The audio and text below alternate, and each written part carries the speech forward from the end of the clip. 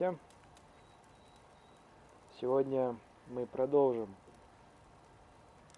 так сказать, играть в прекрасную серию Ведьмак.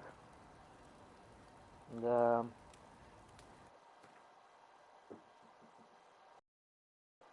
Катсценки, я думаю, смотреть мы не будем повторно. Первый мы уже их, так сказать, все просмотрели.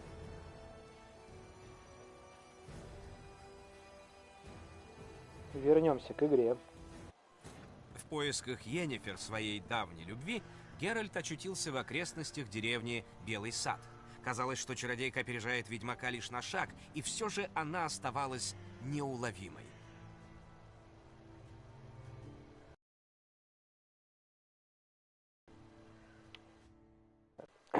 Прошлое,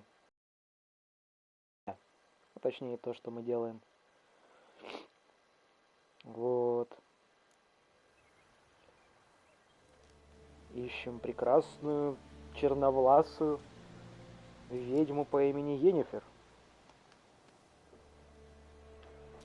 Так, вспоминаем. Мы гуляли, познавали механики, поиграли в Гвинт в прошлой серии, точнее стриме.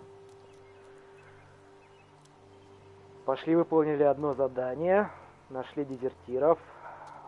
И по ходу дела под конец стримчика заинтересовала деревенька. Вот недалеко тут от разрушенной деревушки, какая-то маленькая еще деревушка, хутор какой-то тут. Вот. На данном хуторе мы нашли потайной ход, ну, то есть тут была пещерка затопленная, мы проплыли, вылезли прям, так сказать, на дно колодца, колодца, да. Там мы нашли какой-то предметный, точнее специальный предмет для задания, еще не принятого, так сказать, для, наверное, какого-то убийства, монстра какого-нибудь. Давайте, значит, осмотрим данную территорию на признак всяких различных ценностей и отправимся еще всякое разное новое интересное смотреть. Парочку заданий, думаю, выполним. Может, даже как раз вот на это.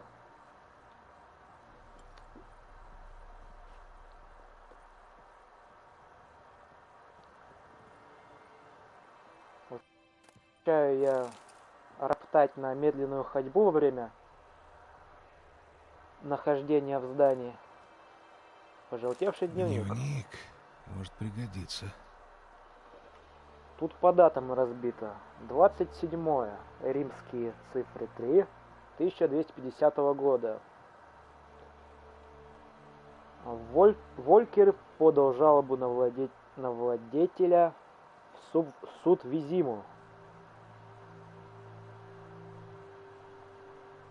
Тут видно, вот на данного владельца выместили все обиды, рассказали о всех его преступлениях, что он совершил, как он до всех домогался, избивал. Видно, это какой-то, так сказать, господин данных земель был.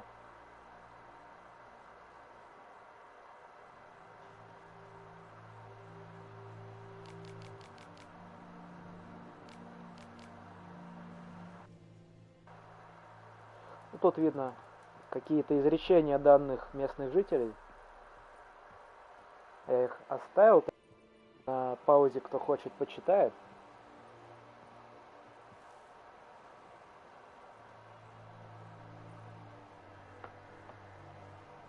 Да, так. Привет, привет, да. Всем привет еще раз. Всех прошу заценить наше новое обновление. Вчера мы с моим другом, модератором, художником порассуждали, решили, так сказать, немного кастомизировать канальчик. Вот. изменили, как можете видеть и заметить, аватарочку. Этот шапку с вороном. Да. Она прям на стриме, если что, в полном формате показана. В будущем там еще кое-какое изменение будет.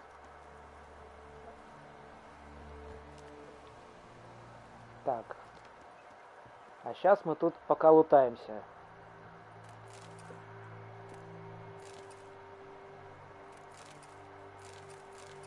Всяких предметов хлама целую кучу нашли. А эта штука интересная развалится? Так, охранный щит. Вот это. Развалится, да. Только не помечено было, что оно как бы от одного чиха упадет. Трубка.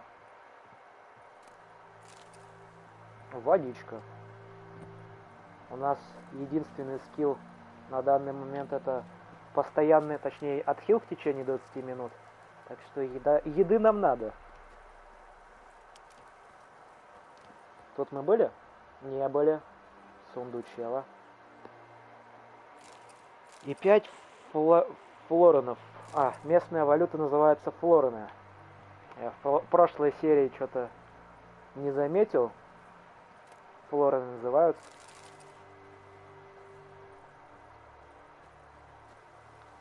Но обойти может еще деревеньку стоит. Вдруг тут что-нибудь сокрыто.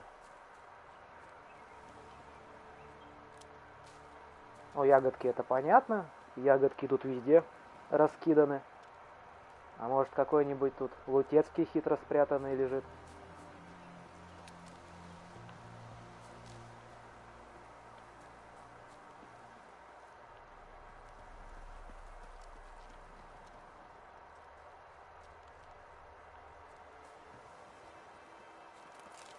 Что-то пока ничего не видно.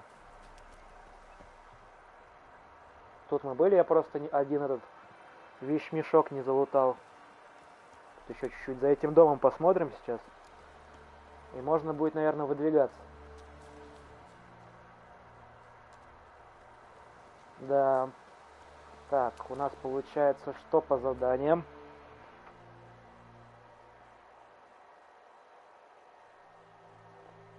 Надо сейчас будет глянуть задание. Может, что тут интересно собрать? Не, это в предстоящем, так сказать. Заказ у колодца. Поговорить с Удауном о задании. Но до этого не было. То есть оно появилось только при нахождении этого предмета. Так, позовем плотву. Самую милую лошадку на всем средневековьем Западе.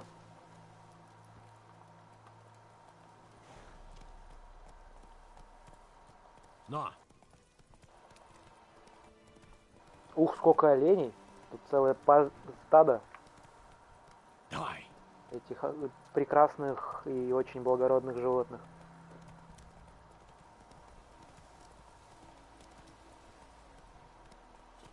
А в этот домик зайти можно? Сейчас проверим. Вот лутаться я всегда рад.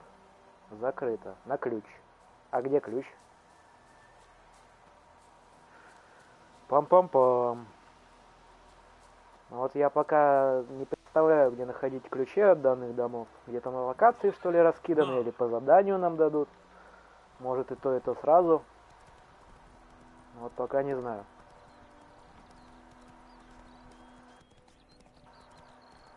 А вот и прибыли. Но пошла.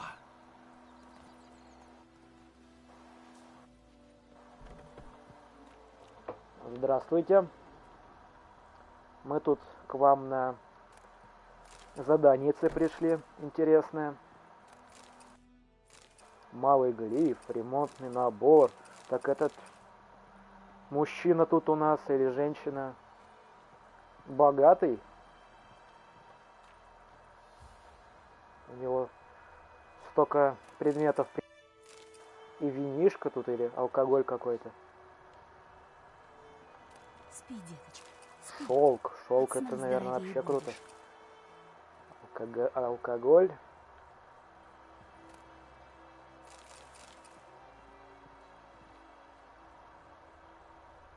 Ну, давай с тобой поговорим. Правда, я с другой стороны зашел. Я вот прочитал, что у вас беда с колодцем.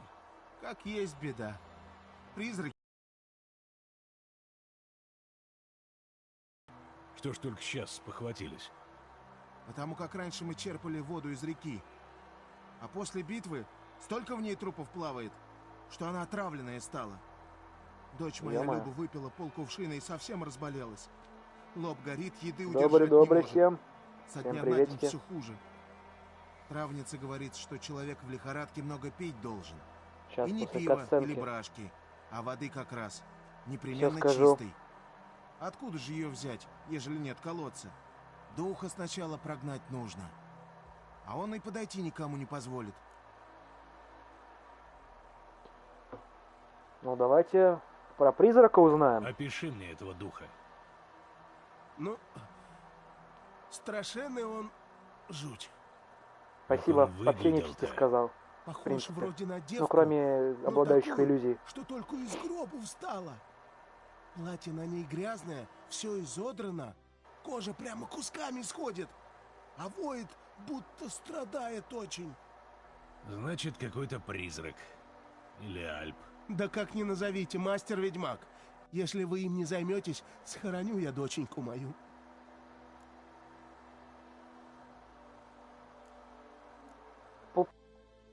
Ну, давай награду обсудим. Не жаль тебя. Чтобы нет. Но работа есть работа.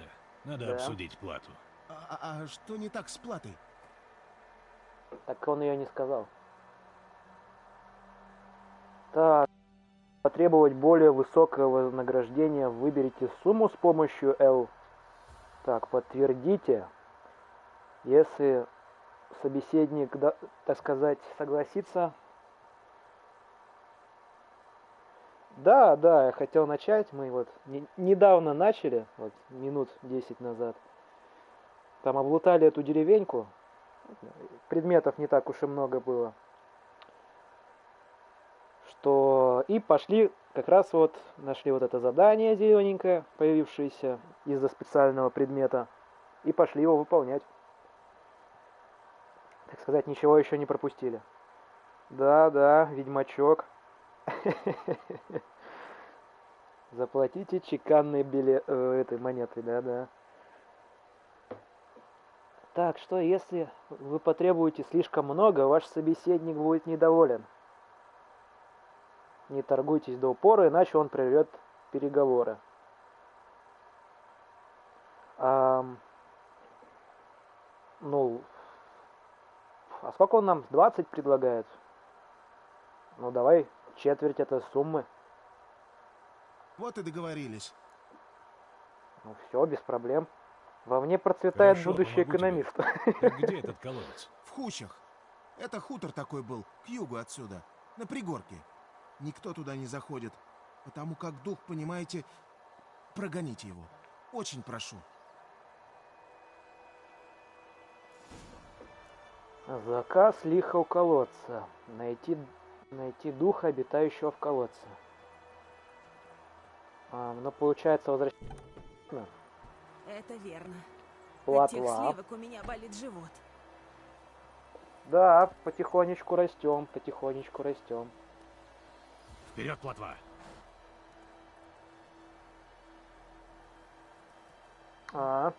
40-50%. Вот неплохо. Ну, так сказать, я думаю, с Ведьмаком бы в реале бы вообще никто не торговался бы. Потому что если есть возможность убить это чудовище, то и всеми лапками надо хвататься за это.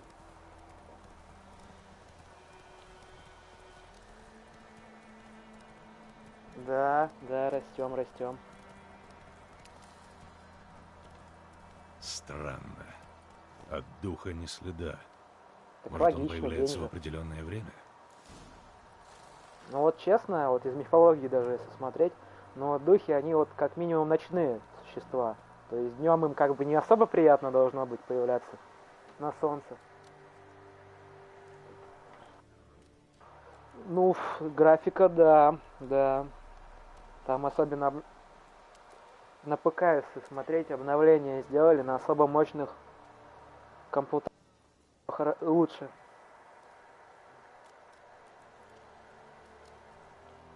Так, давайте. Ничего нового он не Широкий скажет нам, таз, да? маленькие челюсти, женщина. Судя по зубам, лет 30. Без левой Без руки. левой руки.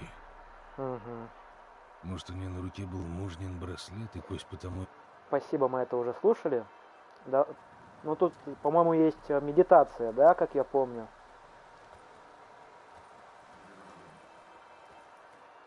А против этих призраков у нас есть какая-нибудь информация? А, нету, да? То есть только встретив монстра. То есть не узнав о нем, а только встретив, мы о нем информацию как бы запишем к себе.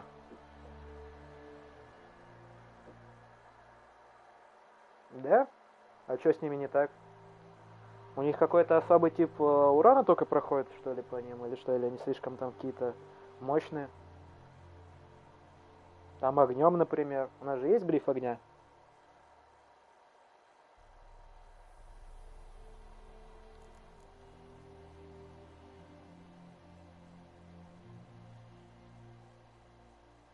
А, записи, да? А, ну, то есть, понял, хорошо.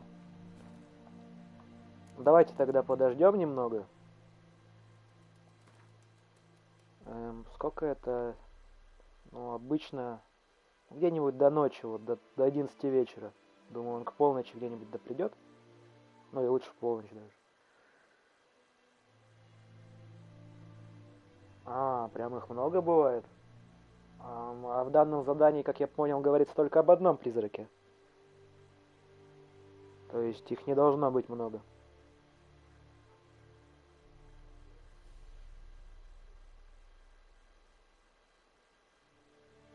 А так персонаж, да, довольно-таки этот цивильненький, такой красивый, накачанный, брутальный мужичок. Хотя, как я знаю, по книгам там автора этого прекрасного бестселлера, да, там Ведьмак чуть по-другому выглядел, менее мускулистым, там, со шрамами более устрашающими.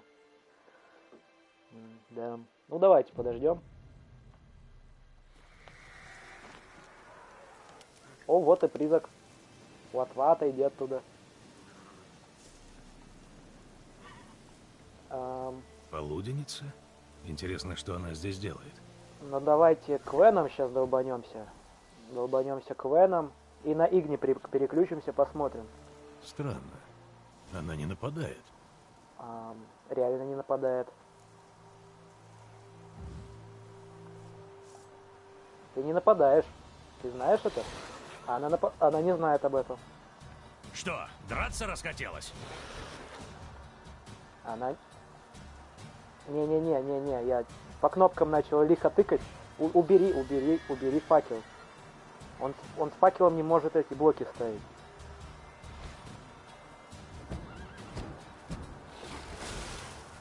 А где урон? Я не понял. А где урон?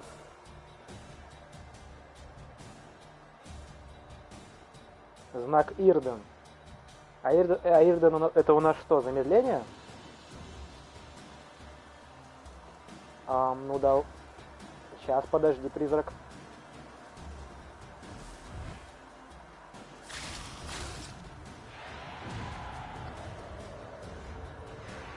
Телепорт, он то есть... В смысле два призрака?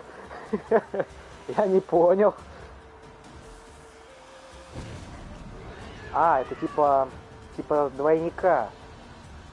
И что этот двойник делает?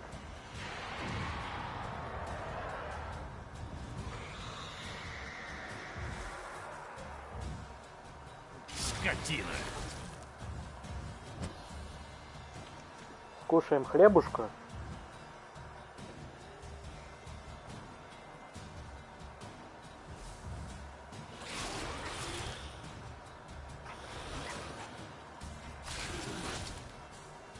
Она исчезла. По урону я понял, что как бы не особо в нее входит. Особенно без этого, без территориальной руны на замедление. Да-да. Завтра наверняка вернется. Что-то ее здесь держит. Ах, а все, она только во сколько?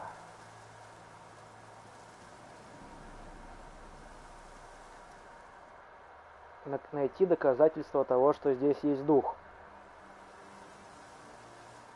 Ну, сначала давайте бестиарий посмотрим. Интересно узнать.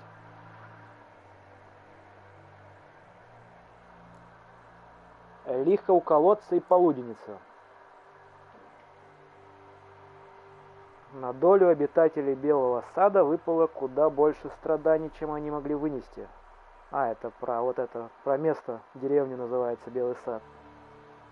Их грифон, короче, скот потрепал. И без этого... Так. И в ближайшем колодце завелась полуденница. Это вот это вот.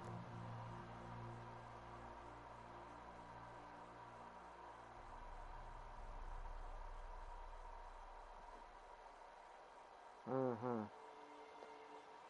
Создает свои зеркальные отражения, которые будут понемногу вытягивать силу из жертвы. Тогда их создательница останется нетронутой. В бою с ней ведьмак не мог рассчитывать на один только меч. Надо, чтобы принять материальную форму. То есть она как бы в воплощенном виде находится, да? Ага. Без этого знака.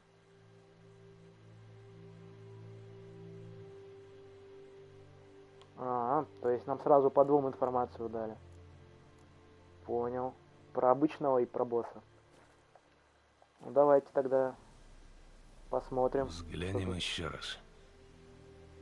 Отличная работа, но придется его сжечь вместе с телом где-нибудь поближе к колодцу. Иначе полуденницу не изгнать.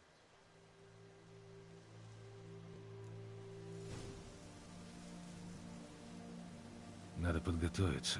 Сделать масло от призраков. Похоже, полуденница не отходит от колодца. Ага. То есть нам надо какое-то маслице сделать. У нас оно рецепт-то как бы есть. Спасибо. Спасибо. Предметы двух типов. Ага. Вот, все, иконочка ушла у нас. Так, трупоедов можно создать масло. И масло аринария какая-то нужна. И отчаянно находится. Вот можно сделать масло против трупоедов.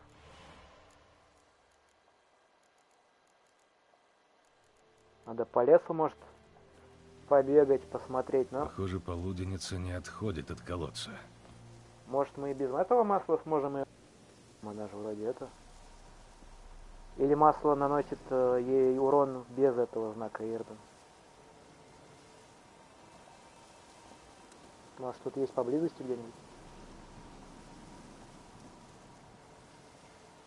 Ай-яй-яй.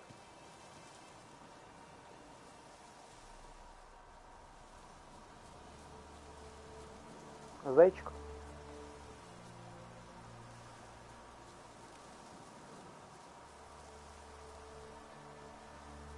А что-то вообще тут никаких растений-то и не видно.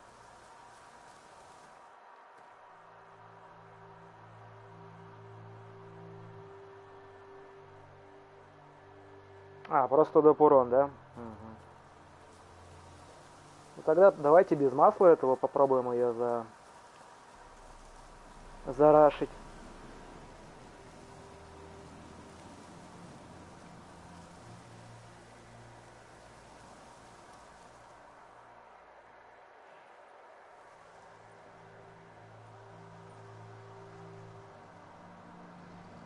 И браслет.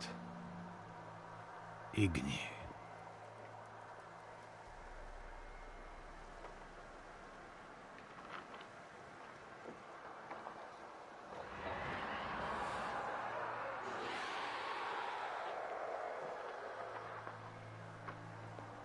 А вот они вылезли, нехорошие.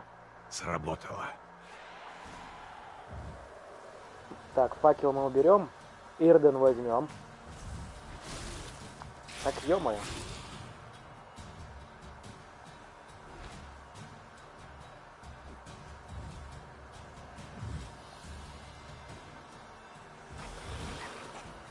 Раз, два, три. Раз, два, три. Ставим. Так, это она сейчас будет свои копии делать. Раз копия. Два копия.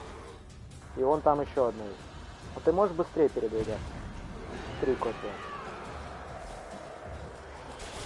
Ауч. Больно по лицу.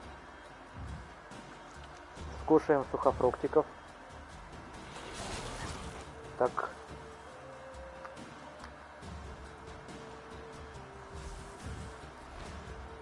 Раз, два. Отпрыгиваем. Сдохни! Раз, два. Отпрыгиваем. А, все? Она ушла. Ну как-то это... Навсегда. С трупоедами в куче, которые... Точнее, в стае было посложнее сражаться.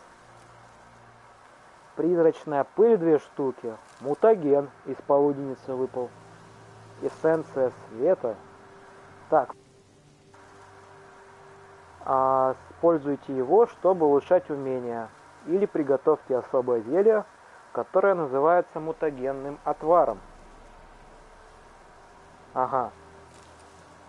Изумрудная пыль. И трофей полуденницы. А что он из себя представляет? Типа кости какие-то, что ли?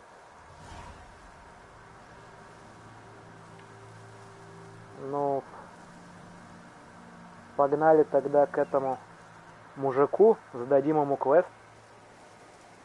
Вечер добрый всем, да, всем приветики. А мы тут, так сказать, впервые проходим, ну точнее я прохожу впервые игру серии Ведьмак 3. Так сказать, познаем все механики и потихонечку учимся к отлавливанию и изничтожению всей различной нечисти, бродящей среди данных земель. Хорошо, что дождь. В кусте застряли.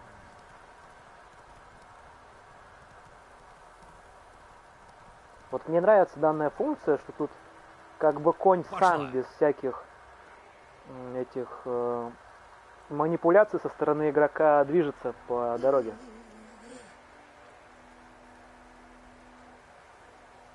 А, да? Ну, значит, первое достижение, ну, достижению первый монстр повержен. Ну, здравствуй, мужик. Дело сделано. В колодце поселился дух женщины, которую там убили. Я его прогнал. Только бы каждый непогребенный бедолага не начал вот так вот призраком являться. А то из-за этого поля битвы нам одни хлопоты будут. Если что, имейте меня в виду Ну на да. будущее. А пока что... Клара, Везде, где Волькер, проходят говорят масштабные тебе что-то эти схватки, имена? много всякой нечистой Не энергии. знаю таких. Негативной, Хотя травница точнее. наша Тамира вспоминала как-то какую-то Клару. Может, о ней и речь? Ваша награда, мастер.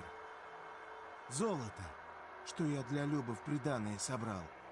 Без вас бы она до свадьбы и не дожила. Ну, без знаков я бы ее не убил. Без знаков бы это было бы, ну, не знаю, невозможно, наверное. Она же нематериальная была. Так, спасибо Надо за же. денежки. Вот уж не думал получить когда-нибудь приданное. А я и подумать Времени не мог, еще что у она тебя ведьмаку навалом. достанется. А деньги Странные времена на настали, лучшее снаряжение для убиения Странные и сильнейших печальные. монстров нужно уже сейчас. Так. Ну, я думаю, мы найдем монстров, которых можно будет еще убить попроще, без всяких этих специальных предметов и всяких техник. Так, у нас сейчас просить у Нильфгарда. Это основное наше задание висит. Его я делать пока не хочу.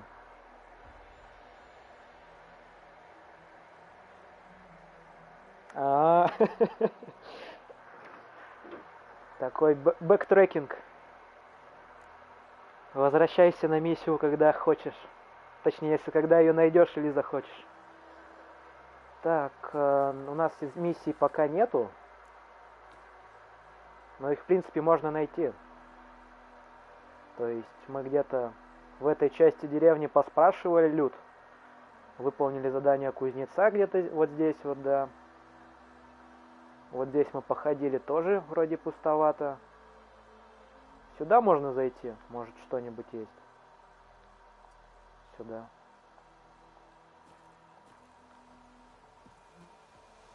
А люди тут прям, я смотрю. А, это стражники. Эй! Прикольненько так выглядит со своих масочках. Вот так, проходной уровень. Для ознакомления вообще. О, тут какой-то заброшенный дом. А у нас должна быть вот арт. А, он, то есть нормальная, не заколоченная дверь. Понял.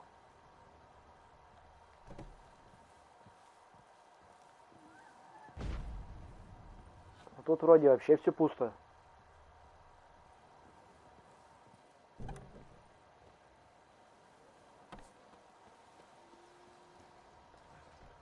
А, тут какой-то домик еще. Так, спуститься надо тут. Что-то наподобие пристани даже есть.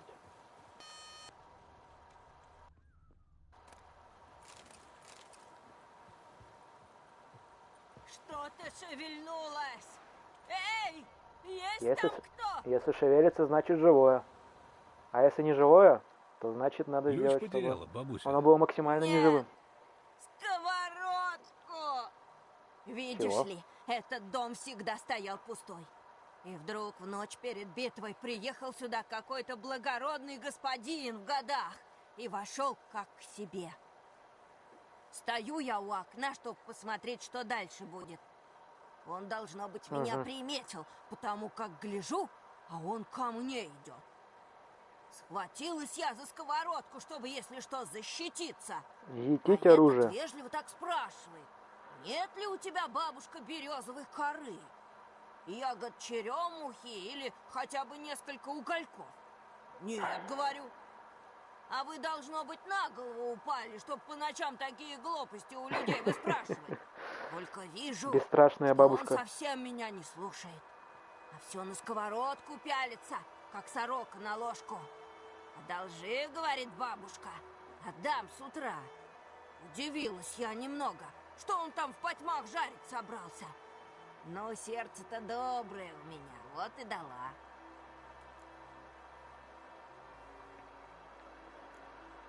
А дальше что было? Интересно. И что было дальше? Под утро в дом приехал еще кто-то. Но утром вышел только тот, первый господин. Закрыл дверь на ключ, сел на коня, и только я и видела и его, и мою сковородку. Она старая была, Как чёрная какой-то от рофильный сажи. квест, видимо. Потеря-то вроде небольшая, но другой-то Мужик нету. сковородку скоммуниздил. Может, ты мне подсобишь, золотенький? Принесешь сковородку бабушке? Золотенький, как мило. Сама-то я эту дверь не открою. А по правде сказать, идти туда боязно. Потому как из-за двери такой смрад бьет, что я думаю, тот Если, второй, логичнее он, будет должно предположить, что один быть, второго убил там. лежать и остался. Давайте поможем Заказа этой на бедной сковородку старухе. у меня еще не было. Ладно, схожу поищу. Лучше подожди здесь, на всякий случай. А, дверь. Ну вот знак. Вот как можно было промазать. Все, заходим. Тело. А вот и трупешник. Понятно, откуда запах. Давайте сначала полутаем. Треснувший монокль. Интересно. Что ты сказал, золотко? Ничего, ничего. Темерский кинжал. Предмет. То есть мы его вооружиться им можем. Шкура. Малый рунный камень Велес. Чертеж ударного болта. Арбалета нам так и не выдали. Видно, по сюжету далее будет. Вырванная страница отвара из тролля. Не хочу особо я встречаться с данными представителями на своем уровне. Думаю, они какие-то слишком живучие будут. Так, сундук еще был. Пластина из темной стали. И 15 орок. Подождите. Я же читал, там монеты назывались Забыл уже, там на F называется валюта. То есть мы используем все возможные валюты, как я понял. Вот и То есть бесценная разницы особо не сковорода. нет. Какой-то единый отдраенная такой. дочисто. Сковородка. Похоже, нашему таинственному господину нужна была не она, а Сара, чтобы сделать тушь и написать письма. Ну, различного вида, я понял, валюты. То есть там Вот когда какие-то я сама с орелы, собой болтаю, какие-то говорят, еще на я F. чудная стала.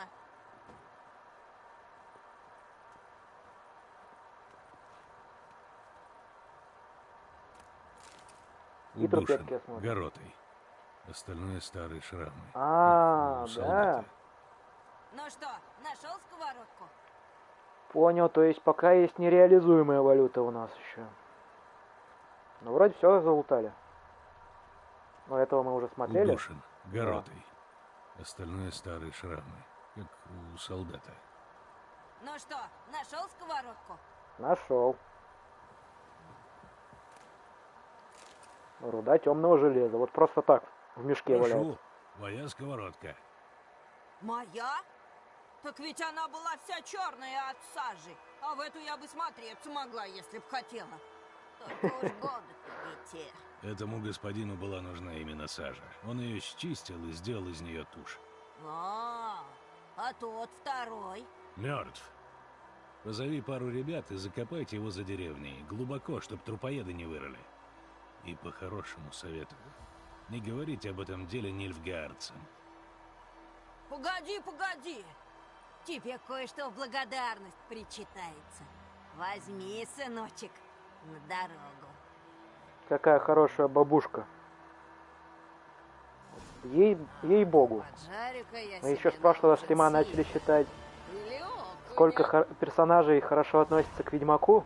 Вот это, по-моему, где-то четвертый персонаж. Печеное яблоко. Хлеба 5 штук еще дали. Так, и еще запить дали. Яблочного сока. Вообще круто.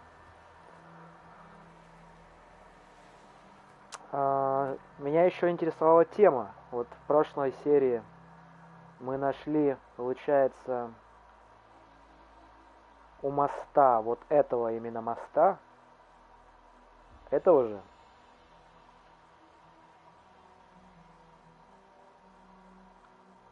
или этого, нет, вот у этого моста мы нашли пару ящиков, то есть вот по руслу реки, если видите, тут должны быть что-то затопленное, то есть тут должны быть предметы.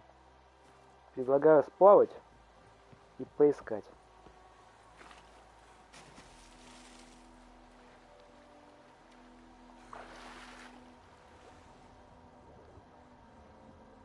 Вот лодочки какие-то есть уже разрушенные.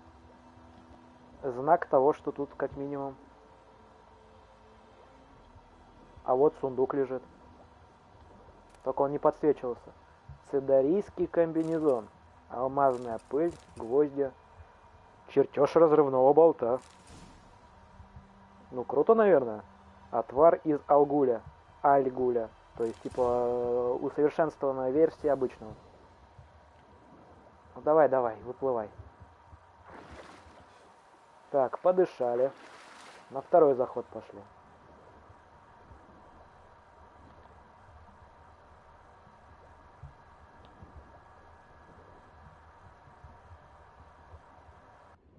И трава растет, нужная нам, на дне.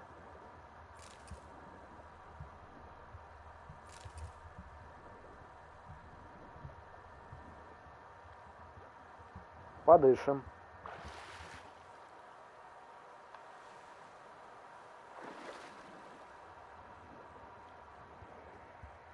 Так, травку собираем.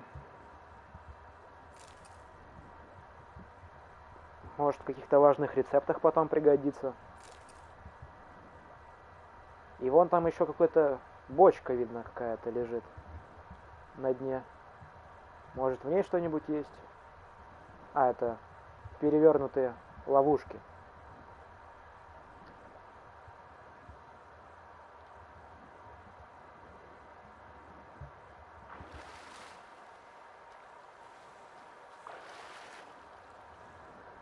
Но вот в данном закутке, я думаю, ничего нету.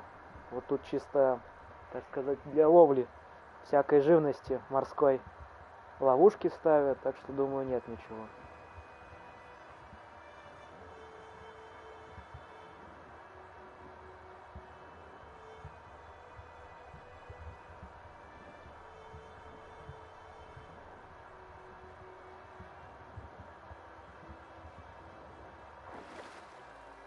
Сети рыболовные. С буйками даже.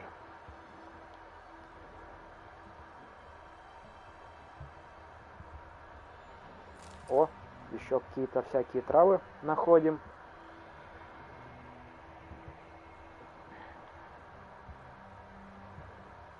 Человек мертвый. Вот просто лежит, сидит себе даже, течением не унесенный. Еще люди, лошади, повозка. Спрятанное сокровище. Давай. А, закрыто. Нужен ключ. А ключ либо здесь у них находится, вот, всплываем. Всплываем, вот. Либо тут где-то находится, либо у этих монстриков. Тут чисто... А, то есть меня еще вопрос такой интересовал на прошлом стриме. А можно ли от этих монстров под водой отбиваться, то есть нельзя, да? Понятно. Они могут бить. Если они могут бить, то это плохо. Давайте наложим Квен. И будем... Хочу Ирден попробовать. То есть она как бы, эта ловушка их замедляет, да? Вот. Раз, два. Ну, чуть помедленнее двигаются, да. Зуб чудовища. А, перманентная смерть. Ну, это еще лучше. Считай...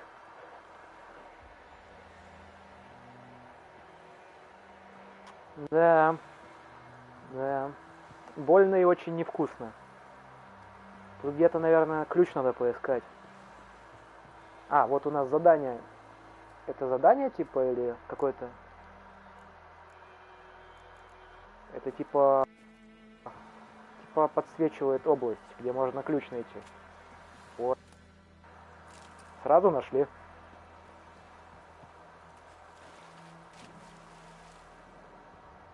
Но тут у нас ничего не было закрыто, то есть вот только этот сундук. Ну ты повернешься, пожалуй. Вот. Пропитанные кровью военные приказы. А, это то есть двигался какой-то караван военный. Флорены. Вот это, про эту валюту я имел в виду. Серебряное ожерелье с янтарями. И знак Темерского особого отряда. Какой-то он не особый, раз его один этот утопец разбил. Давайте сейчас почитаем, что они такого важного. А, вон второй, кстати. Не успел нажать. Так, книги нам надо, да? Вот, что они там? Приказ на нападение чего-то? Может, отступление? Письмо погибшего солдата, это мы читали в прошлой части, но они подсвечены.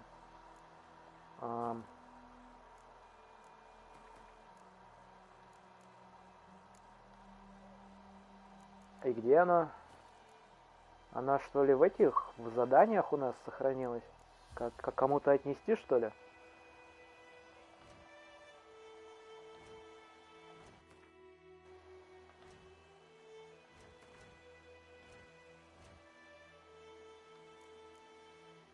Реально, да. Вещи для заданий. То есть мы нашли предмет для задания. Приказ сотника всякому встречному. подателей сего письма с сопровождением доставить на север, до границы, где у Оксенфурта их будет ждать эреданский отряд. Как реданцы благородного рождения, эти люди находятся под опекой короля Радовида, и даже один волос не должен упасть с их головы. Все, что они везут, это их собственность и должно оставаться с ними. Ну, ничего не знаю. Все, что найдено, все наше, так сказать, бесхозное, безвладельческое. Нарушитель приказа будет отдан под суд и немедленно казнен. Рандал Виттенберг. Может, познакомимся с этим дядькой? Общепризнанная валюта. Орены и флорены. Обменять на кроны. То есть кроны наша основная валюта. Ага, все понятно. Я бы хотел еще в слоты добавить. Вот где у нас еда? Я хотел бы еды немножко в расходуемые предметы нам запихать, а то она у нас как бы подзаканчивается в быстром слоте.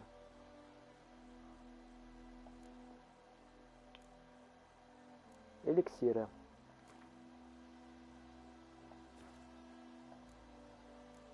А по предметам у нас что там? Есть какой-то комбинезон мы нашли. То есть это...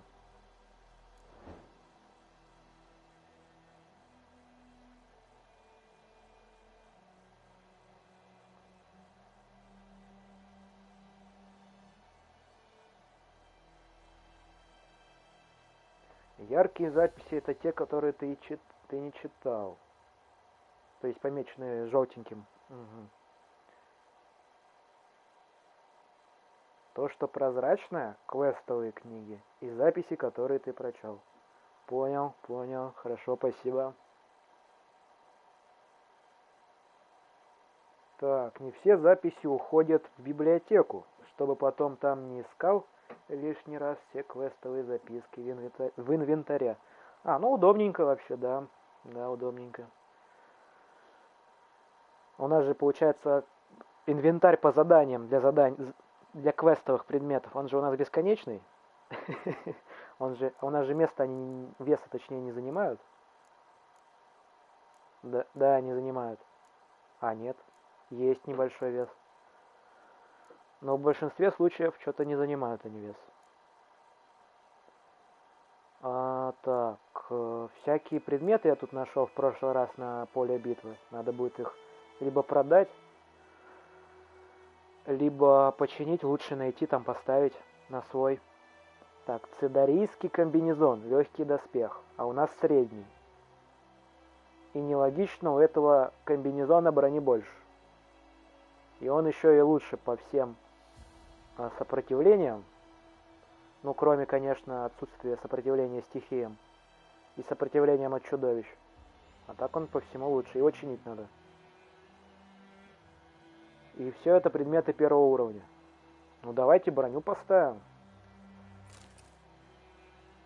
Только я еще не особо понял, как чинить.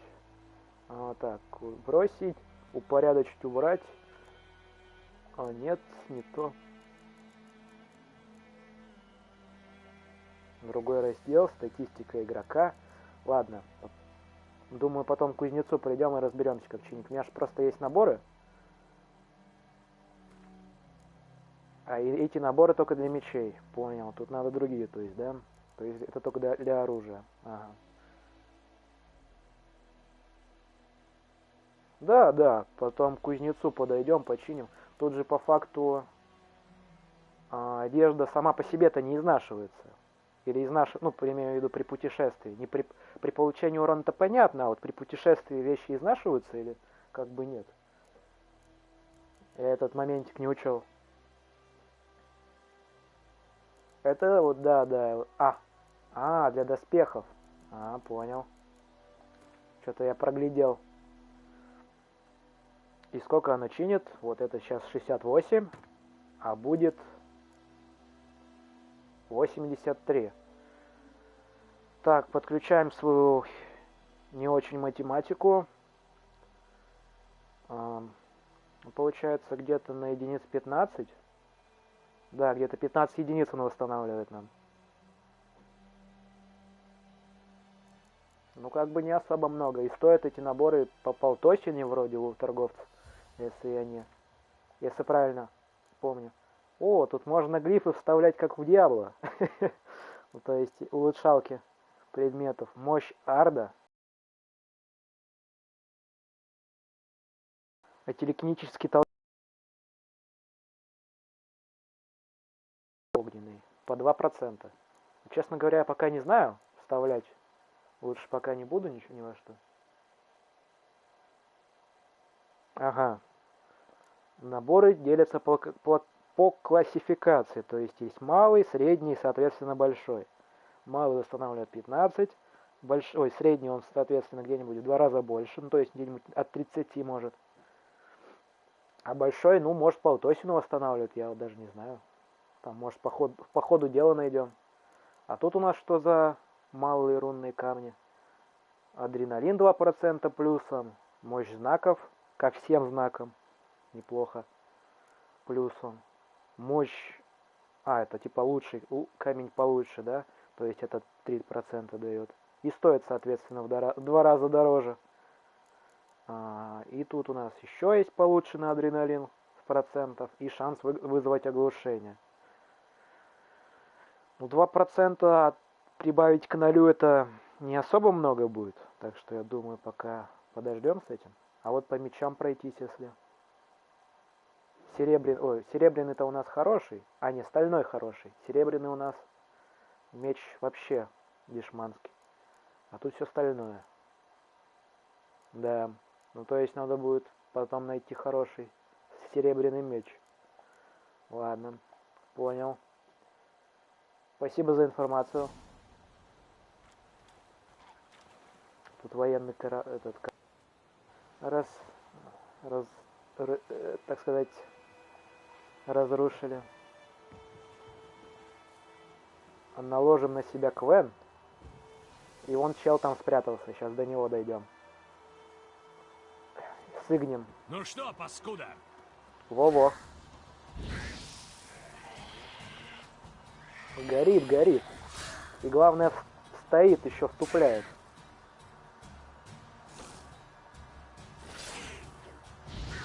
Интересно, а какой шанс там в навыке надо почитать, какой процент поджога у данного умения, знака точнее. Мне вот просто очень захотелось интересно узнать.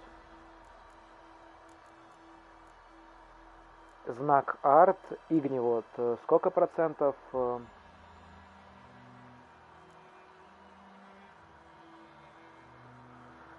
А тут не пишется. Текущий урон стольник. То есть навыком мы наносим 100 урона. Угу.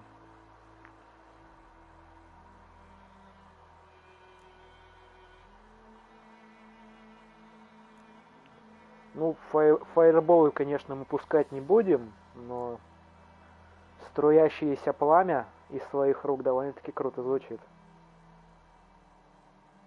Увеличивают шанс вызвать горение на 33%. Ну, то есть он у нас... Ну, шанс где-нибудь, ну, процентов не выше 20, наверное. Потому что начальное улучшение навыка, я думаю, не будет высокий шанс. Ладно.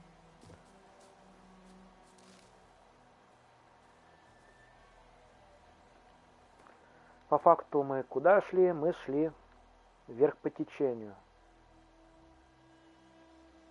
Найти спрятанный Темерский склад. Клад, то есть у нас еще доп. Задание появилось. Темерские ценности. Давайте по нему пройдемся. И скорее всего с этого вот как раз моста все предметы и в лужу, точнее в речку и попадали. Выше по течению можно, конечно, будет попробовать, но думаю, это будет безрезультатно. Здравствуйте, мужчина. Я сначала подумал, что в шапочке это женщина. У них такие своеобразные тут наряды, связанные с одеждой.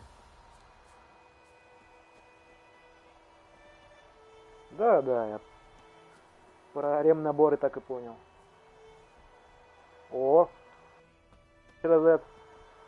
так сказать, приветствуем у огонька, у костра. Тут какая-то мельница разрушенная. Мы тут как раз недавно выполнили заказец на конец прошлого стрима, что нашли там вот этот рунный, этот браслетик с надписями. Убили, получается, полуденницу призрака. Вот. И помогли старичку с отомщением. Обычный предмет. Топорик.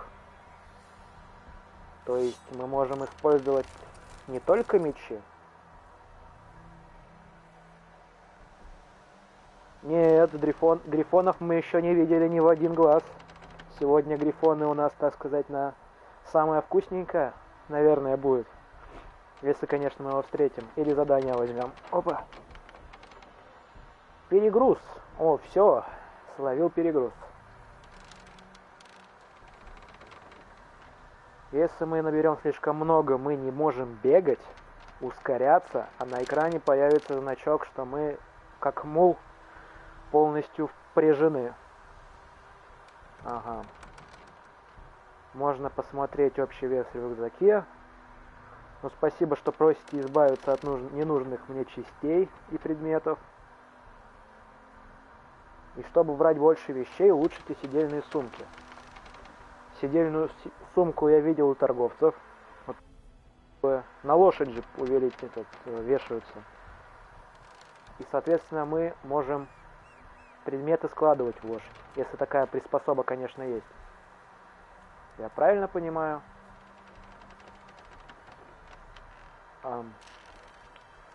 Может... у нас его не куплено, то есть надо сначала купить. Ага. Быстрей. То есть сидельную сумочку надо купить. Точнее, на лошадь. Но! Прыгать не умеет с уступов. Еще один минус в тренировочные пункты ведьмаков. Нам надо бы в деревню продаться. Вот сюда вот сходить. В таверну. Что не продадим, выложим.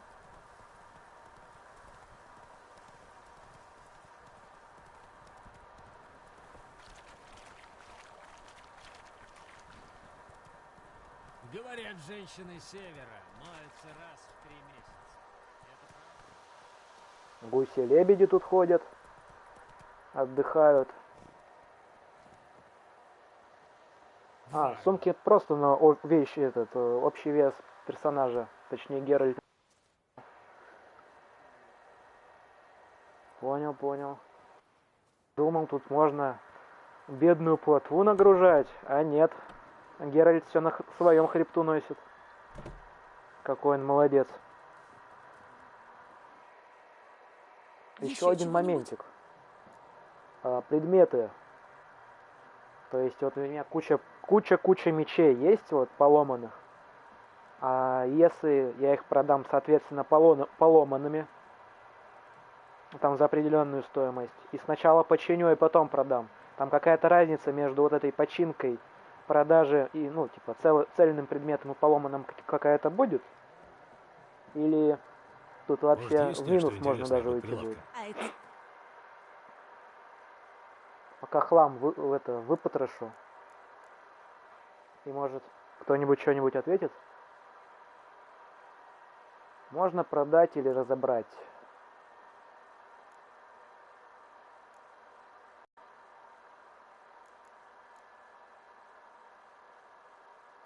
А я не знаю, надо ли это разбирать. Понял, значит, в минус уходим. Значит, продаем. А ей нельзя продавать. Ага. То есть только она определенный товар принимает. Еду там, какое-то зелье. Ага.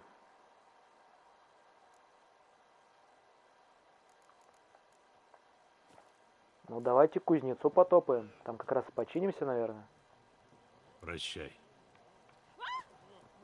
Ну вот ты чего толкаешься? У А, это королей я к тебе сражения, зашел. а мужики жизнь отдают. Чисто за прилавок такой. И ведьмак заходит и начинает толкаться.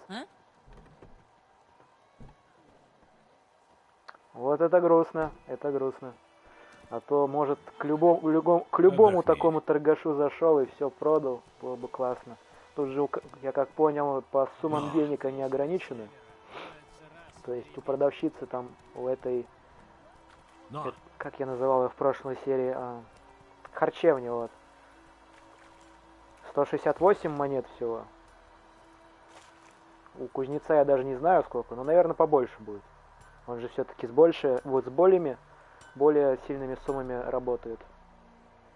Приветствую старого клиента. Да-да, Чего тебе... спасибо. Покажи, что у тебя есть на продажу. Всякой всячиной это торгует мужик на природе, который, да, в палатке. Понял. В палатке, значит, еще мужику зайдем, продадим немного хлама. Травница. Травницу я не видел, не заходил к ней пока еще. Надо будет посмотреть. А вообще вот этот хлам, который мы собираем, там написано, что он, ну как бы он на категории, как я понял, делится магический и вообще всякая ерунда. Ну магически разбирать может и стоит, а вот всякий, который второсортный мусор, там куклы какие-то, их там разбирать стоит. Там может какие-нибудь нужные для рецептов компоненты нам падают.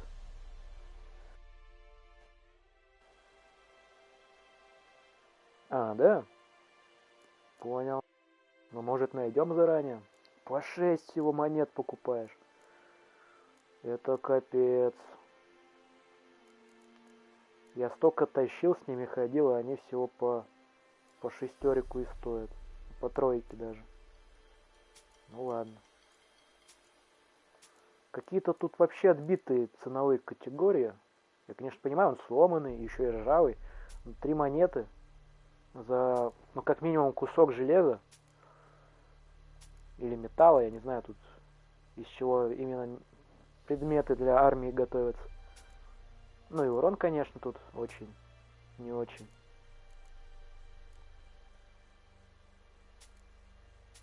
Один стальной меч я, точнее серебряный, стальной, да, оставлю. Может он еще пригодится.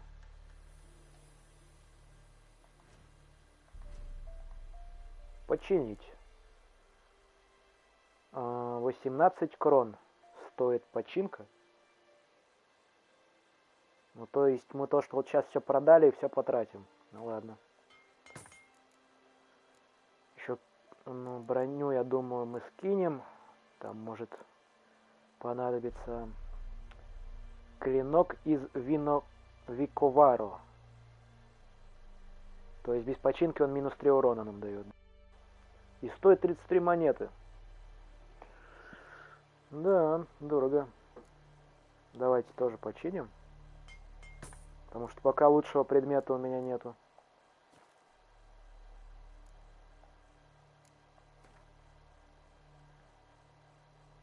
И хотел посмотреть, сколько у тебя сумка весит, вот это вот, на лошадь. Это на энергию, а это у нас на вес получается, да? 30. То есть, ну, считай, половину нам веса прибавит еще. И еще этот предмет сам сколько-то весит. Ага. А наборы по 38 стоят.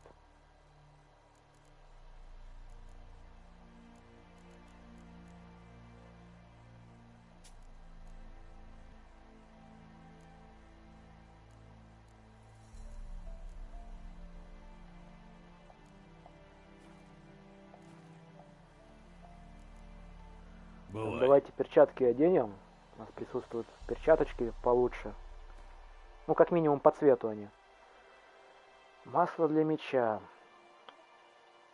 Ага. Ага, ну нанесем. Спасибо, я понял. Мне уже все объяснили. Броню одну дает. И чуть-чуть по сопротивлениям лучше. Но опять же там он немного не очень категорично. Топорик. Вспомогательное оружие. Какое вспомогательное? 5-й уровень требует. А урон вообще залихватский. То есть он вместо стального. А почему у нас стальной меч он вспомогательный?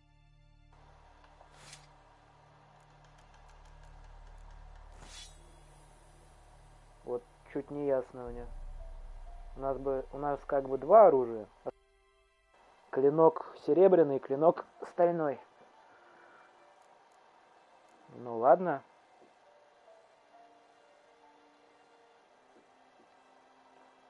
Ну, в принципе, логично даже. Тут чем этим деревянным основанием блокировать. Зато урона много. Где-то в 2 раза больше. Пу-пу-пу.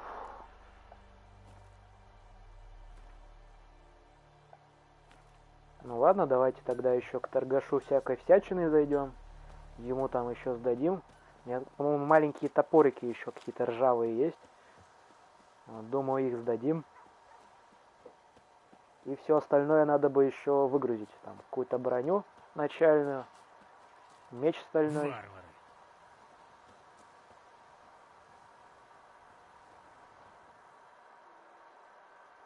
Приветствую! Здорово.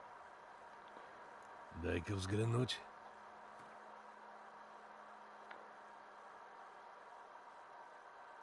Этот и оружие принимает. Ага. Так, еду мы ему продавать уж точно не будем. Вон, топоров у меня 47 штук. И всего по 2 монеты.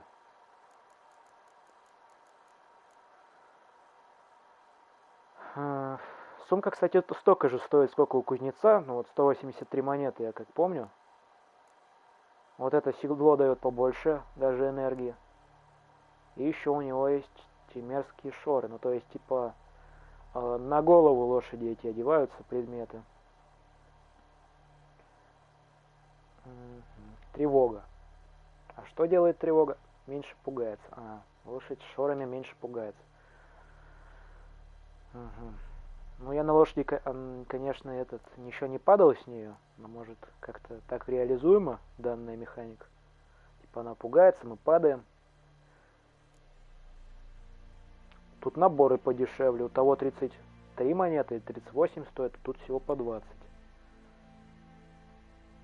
Кроличья шкура, хлопок, карты. Надо еще, денег потом на карты получить. Алкоголь и водичка. Ну, давайте тогда сидельную сумку купим. У нас остается тут немного денег. Продадим, значит, всякие вот эти вот сети рыбацкие. Вот это шкура белого волка. Мусор. Волчья шкура. А вообще стоит так нормально. Давайте продадим данных шкур еще. Они очень много весят. Поношенная шкура. Разберем. Вот то, что мало стоит, я думаю, стоит разобрать как раз. То, что... А вот то, что подороже, за милую душу. Лошадиная шкура. Продать. Тут еще такая продажа, что он, если вот тут вот предмета справа нет, он наискосок кидает. То есть не к следующему предмету, а наискосок. Не очень удобно. Прах, мусор. Разберем. Старая козья шкура. Давайте эту продадим. Это разберем. Где же ты, брат? Оставим, записки давать смысла нету, они не стоят нифига. И место вроде не занимают. Старое козье еще продадим. И все остальное разберем сейчас. Береги себя. Ну, вроде даже окупились. Только сейчас еще понять, как разбирать. То есть у нас вот есть... разбирается она на станке каком-то, может. Я не особо понимаю.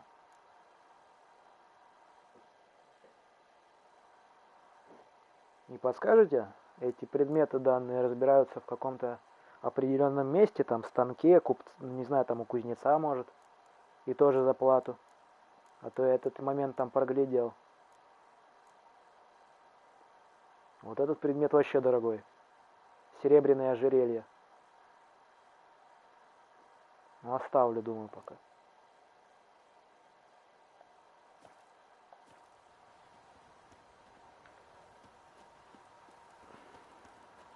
Сейчас все скинем тогда в сундук, или как называется, тайник тут, другими словами, перемещающийся вместе с Геральдом.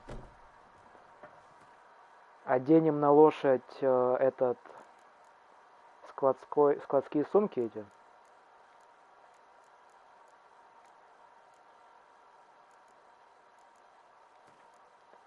Скинем все эти знаки рунные. Ой, я думаю... А как забрать? Я, например, хочу забрать. Так, выйти... Нет. Все, понял. Забираем один ремнабор для оружия.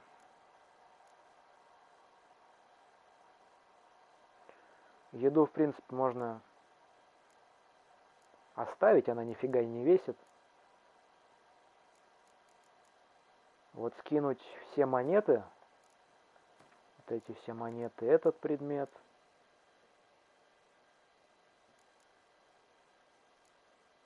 Записочки.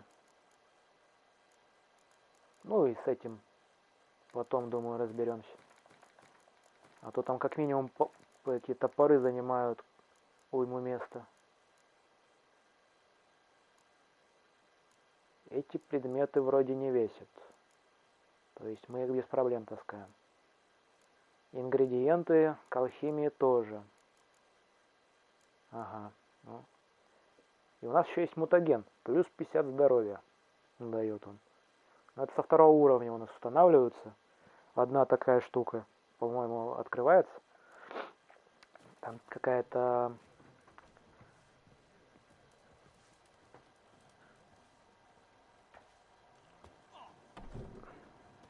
Одна штука, да. И сейчас нам стоит, наверное, за вот склад вот появиться. Залутать. Говорят, женщины севера моются раз в 3 месяца. Это правда?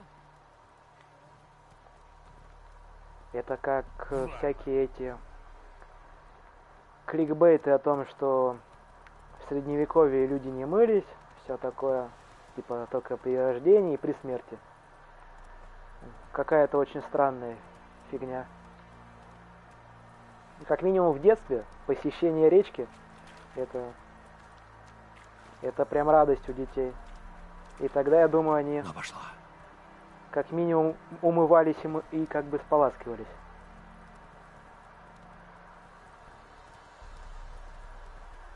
А ополаскивание в тазике, ну, умывание точнее, тоже было, думаю. Ну, все.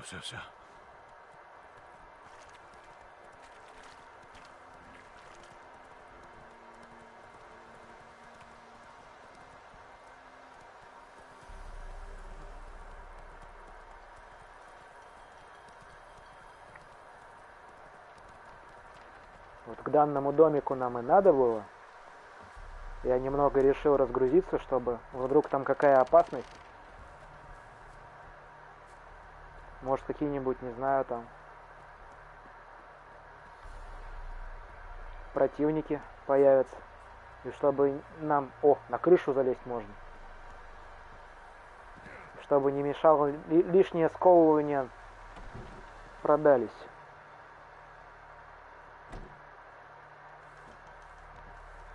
О, это что-то разгребается.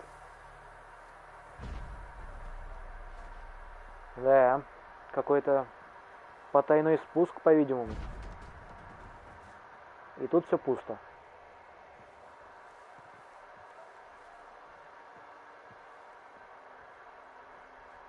А подняться назад мы можем?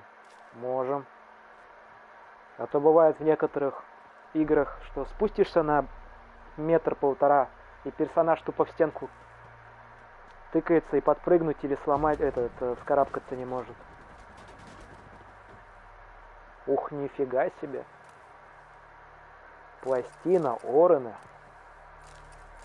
Малый рунный камень. Чертеж Гвенели. Или Гвенкель.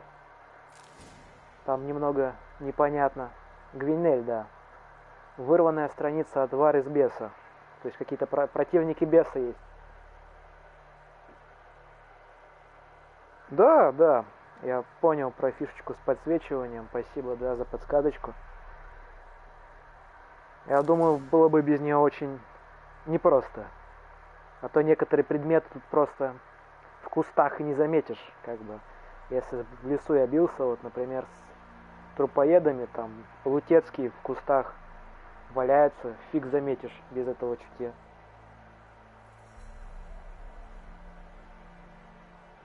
А я думаю, там маленький этот чертик, такой, как во всяких рассказах. Твемерская ржаная. Алкоголь, знаки. Забрызганный листок. Кровью, наверное. Еще монеток тут насыпали.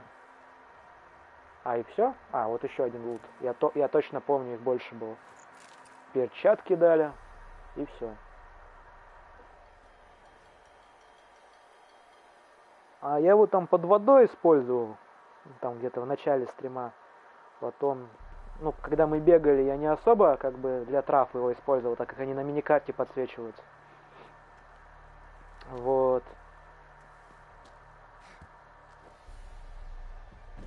Понял, буду с бесами осторожней. Бесы это зло, как минимум.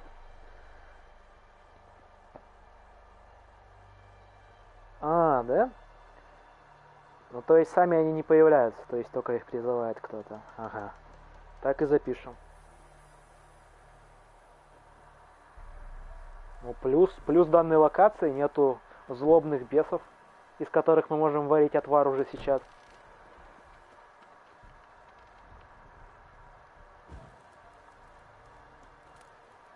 Козья шкура. Но тут есть грифончик. Я, правда, не представляю, как с ним битва будет проводиться.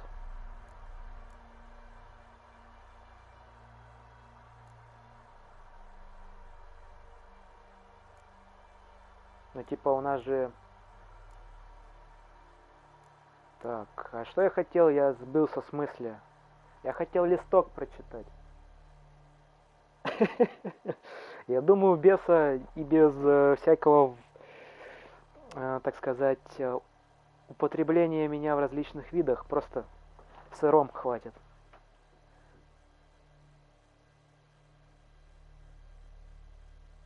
А, да? То есть начальные грифоны, точнее начальный, он такой себе, ну понял. Я хотел прочитать, да, я хотел прочитать, что на листочке написано было.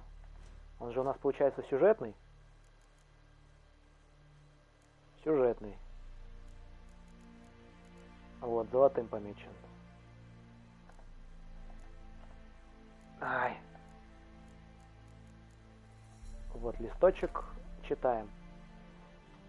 Забрызганный листок. Химка. Правильно, да, вроде? Ничего удивительного, что мы в войну проигрываем, раз наши солдаты такие... Достаточно было пару стрел из кустов пустить, кистенем добавить. Прикольное, кстати, оружие, на цепочке такое, кистень. Правда, опять же, умение обращаться с ним достаточно высокое надо. А то как с нунчаками, так по себе еще долбанешь и все. И отвоевался уже. Вот и вся война.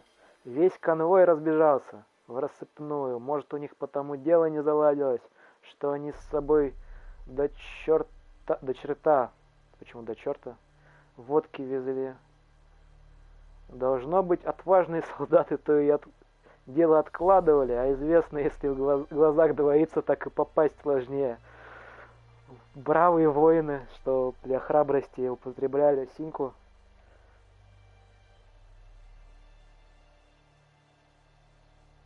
Моргенштерн вроде на деревянном основании, то есть на рукояти, если не ошибаюсь. Или, возможно, он опять же Моргенштерн, видоизмененный в плане, что он к палке приделана цепочка, и эта цепочка к шарику вот такому с иголками, с шипами, да, обделана.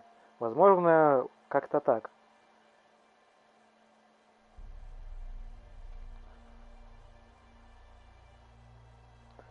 Так, то, что мы собрали, отнесу в тайник. Потом загоним кому-нибудь.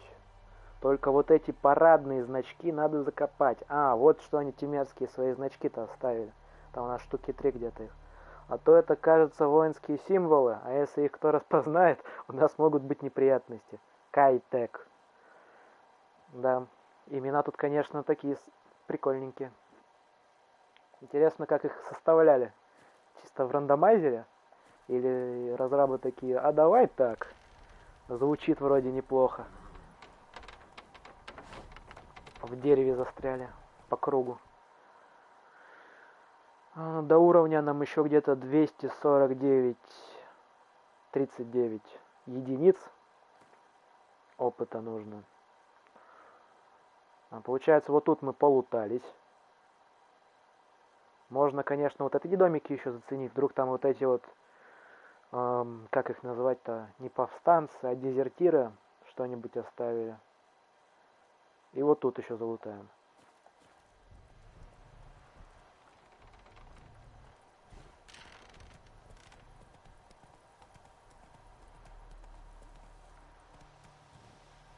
Шевелись, плотва.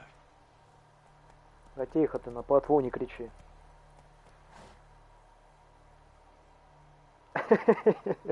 Ну, все делается в первый раз, так сказать. Вперед, плотва. Первый раз, да. Ну, мы, конечно, не все записки читаем, а только какие-нибудь попадающиеся нам по сюжету в плане заданий. Какие-то там ответвления, типа там «Так-то жили крестьяне», я, конечно, основной смысл небольшими такими фразочками оговорю, но все читать прям зачитывать нет. Основное это надо бы.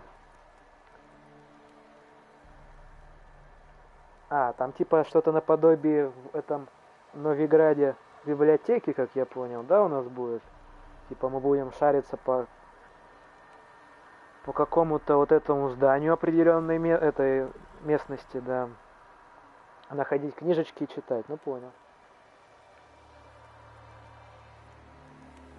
Давай, плотва. Тут какое-то кладбище. Медальон со знаком силы, кстати. Это место силы.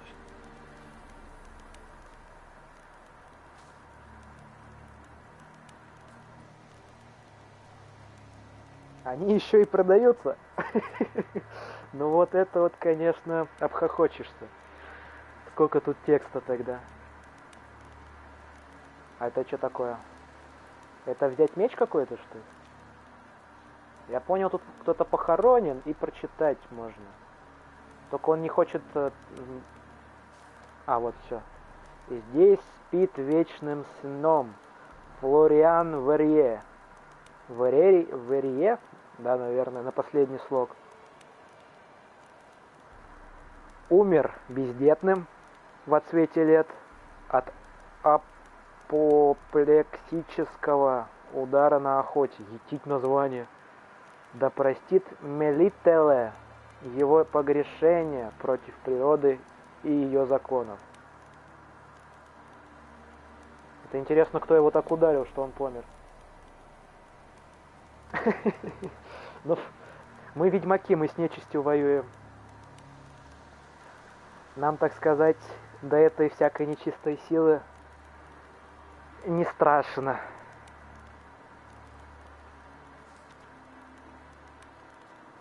Так, тут травки всякие различные.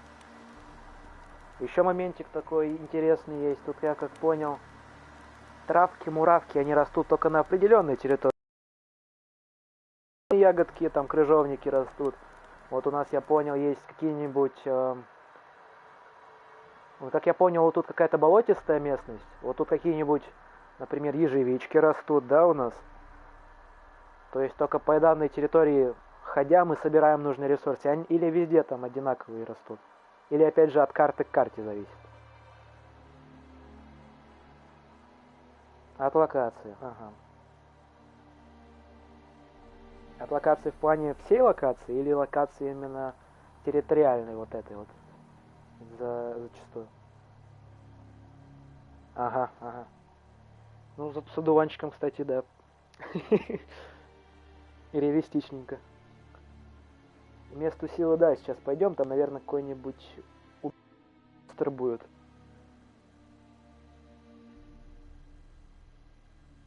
Угу. А есть только, которые в одноименной локации растут. Понял. Ну, собираем, короче, все. Пам-пам-пам. Собираем все. Это нам знак силы так шипит. Он какой-то очень больно красный. Понял, понял. Монстры тут присутствуют. Это призрак, да? Ну, сколько мне еще ждать? Ну, давай.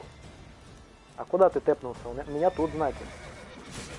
У него 3 атака, то есть быстрая, да? Вот он тэпается. Ага, то есть одного скачка не хватает. Надо как минимум 2 раза отскочить. Тихо, я хилился. У меня сохранения нету. У меня сохранения нету.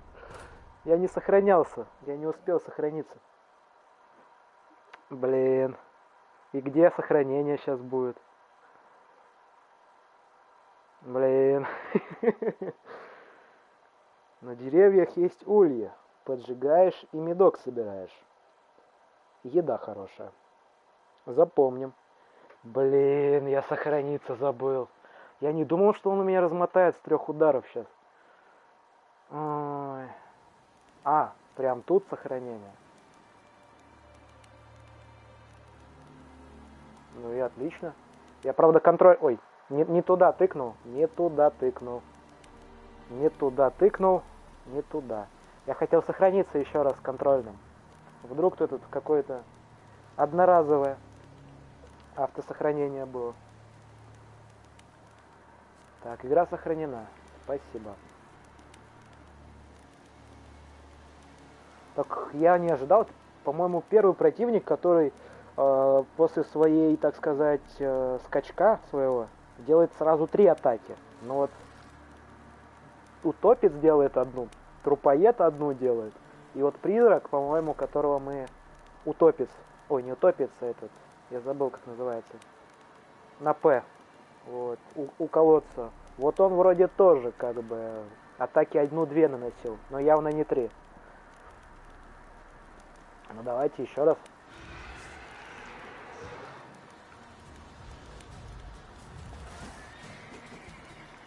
Раз, два, 3. Отскок. Раз, два. Так, знак надо поставить. Раз. Раз. Раз. Раз. Ну, по разочку он даже атаковать не успевает. Он сзади, он сзади. Как-то он тэпнулся больно уж. А лошадь вообще не убегает, да? То есть... А она, кстати, может по щам дать? Призраку? Ой, вообще противнику. Вот мне просто интересно, она легается вроде. И как бы урон, ну по факту ударить же может.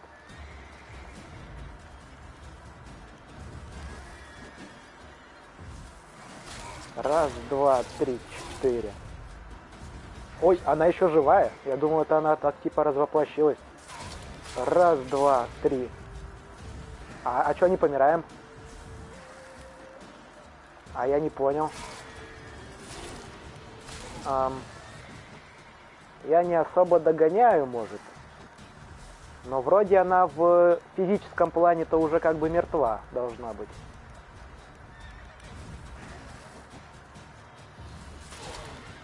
Может, ее огнем долбануть надо? Нет. Я что-то пропустил. Давайте почитаем. Так сказать, Ведьмак, он человек начитанный. Он в нужную минуту останавливает время и начинает просматривать. Так, лихо у колодца, полуденница. Но у нас нету, как призрака в принципе. У нас есть лихо. Ой, полуденница. Но против них знак Ирден работает. Правильно?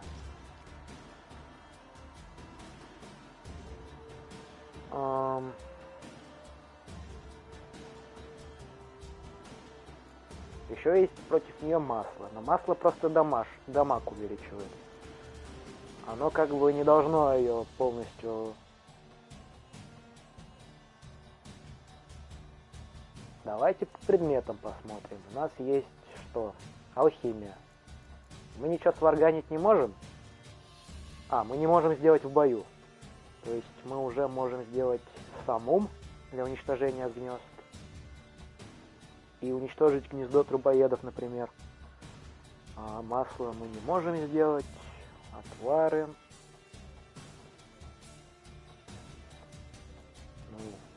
Ну ладно.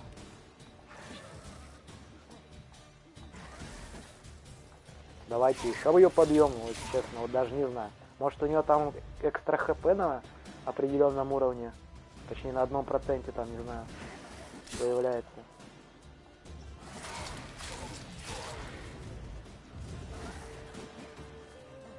Вот честно, даже не особо понимаю. Ай-яй-яй-яй, блин. Или надо что-то уничтожить. Может, она как у этих уличей, типа, есть предмет, при помощи которого можно разрушить. А где призрак?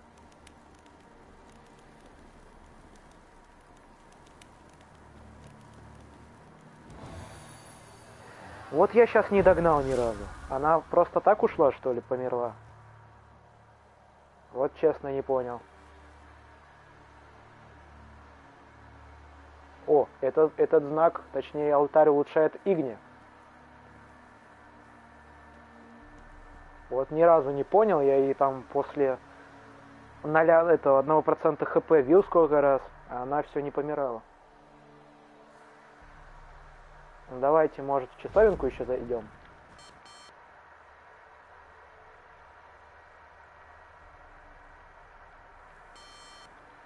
Факелок возьмем.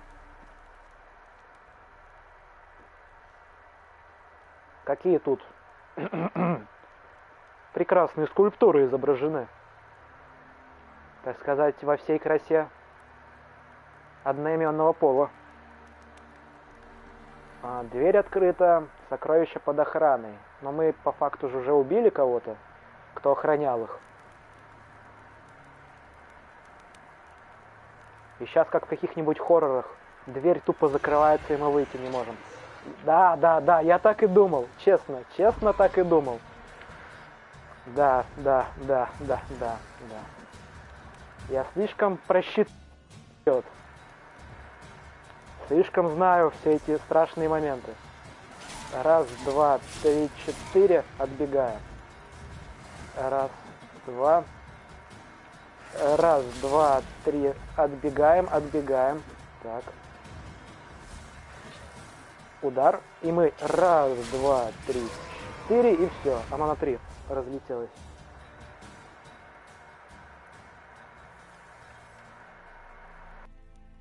Но вот вообще ни разу не понял. С прошлым противником этот сразу помер. Ничего не разрушал я, никакого филактерия, например. Просто тупо сама исчезла. Магический предмет есть. Новиградский длинный меч. Неплохо. О, такой комбинезон у нас уже есть, кстати. Факел зажечь можно. Тут скелетики. Это какая-то гробница, по-видимому, или усыпальница. Но только уже какая-то зараженная нечистыми силами.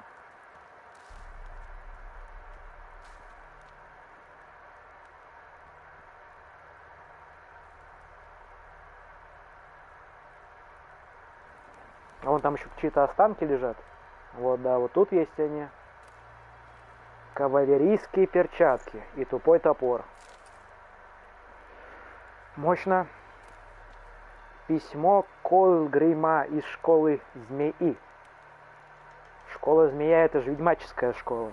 Это получается ведьмак пошел на данное задание и помер. Притом помер он с помощниками. Какой он слабак. И чертеж серебряного меча школы змеи. Надо будет посмотреть, может закрафтить стоит серебряного меча. У нас еще не вкачан, точнее не найден лучший серебряный меч. Меч из золотого города. И тупой топор.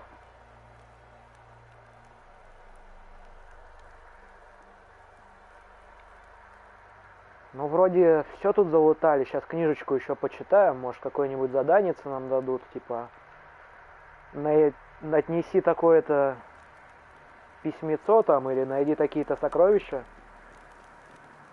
Медальон дрожит. Это место А силы. мы же активировали уже. Или типа восстановить можно еще раз. Да, типа обновили мы рунное улучшение. Давайте почитаем книжечку. Ой, не туда. Так. Вещи для заданий. Письмо Колгрима. Давайте. Ивару Злобоглазу, мастеру ведьмачьей школы змеи. Я нашел все легендарные чертежи нашего цеха. Однако возникли некоторые сложности на обратной дороге к нашему убежищу, и я остановился отдохнуть в деревне на Темерском пограничье. А тут пропал какой-то сопляк. И чертовы мужики сделали из меня козла отпущения. Обвинили во всем меня. На допросе в замке местного владыки солдаты нашли один чертеж и отобрали его у меня. Но не волнуйся, я его верну. Остальное они не нашли. То есть один предмет заныкал,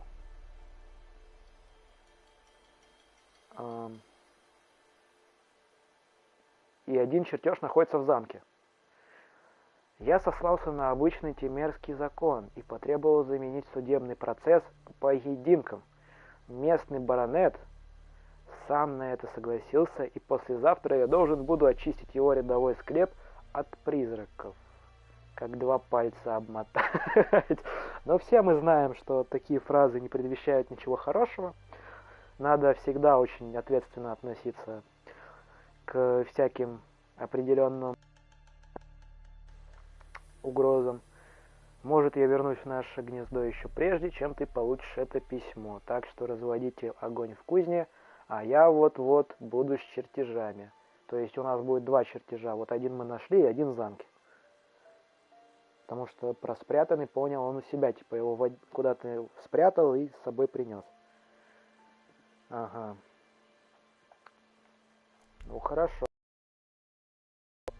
И у нас еще есть разбитый монокль. Это мы его нашли. Ага. Ну ладно. Я хотел посмотреть еще по крутым вещам. Я хотел посмотреть, да. Наш клинок из Виковаро даже лучше будет. Но тут, конечно, шанс критического удара увеличивает, который явно критического удара на низком шансе. Ну ладно. Новиградский длинный меч. Стальной. 29-35. Но чуть лучше. Мощь Игни дает на 4%. И шанс критического удара. Его, конечно, чинить надо. А этот вообще отстой. Давайте тогда оденем вот этот, не знаю, это какой-то магический предмет, да. Вот это у нас предмет мастера. То есть предметы у нас делятся на обычный, зеленый. Зеленые еще нам не попадались. Предмет мастера, магический предмет. И можно предположить какой-нибудь там мифический, легендарный и всему подобного. А по вещичкам у нас есть вот точно такой же комбез, но только сломанный. Есть перчатки.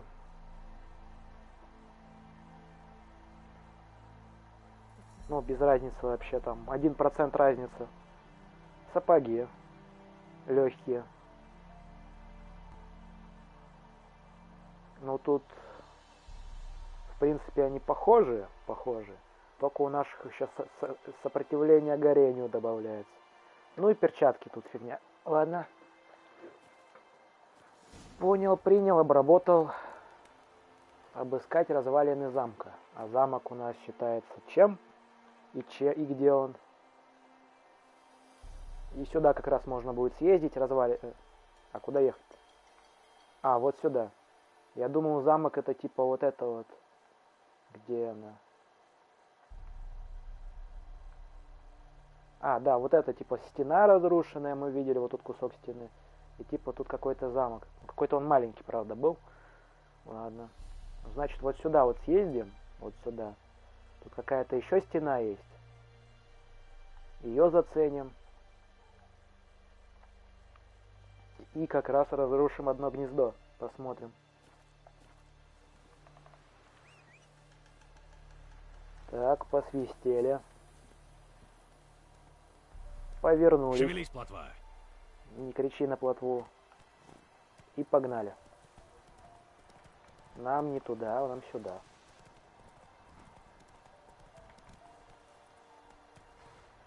Так, этот дом мы лутали. Там мы склад нашли. Вот тут еще не были.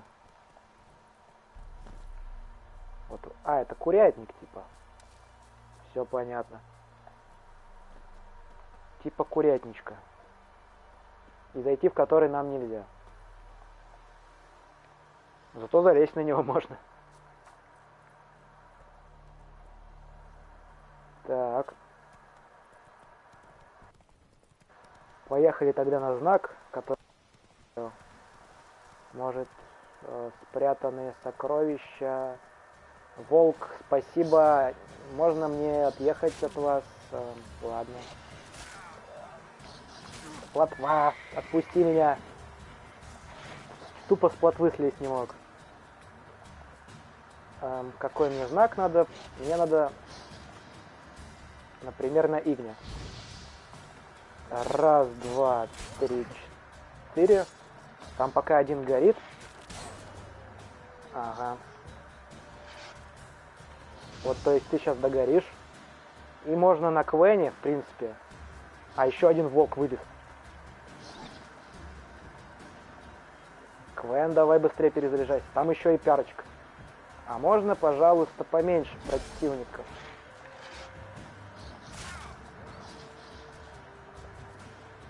Фу, ну и вонь.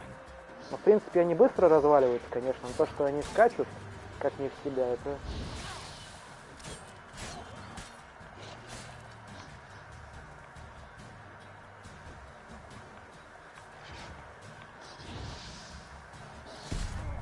Вот и замочили в спину. Ладно.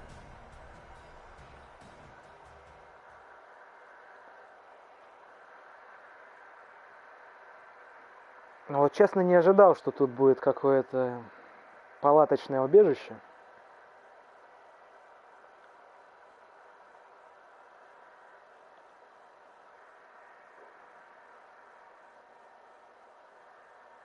Взяли меня врасплох эти животинки всякие различные. И только не говори, что заново убивать его надо.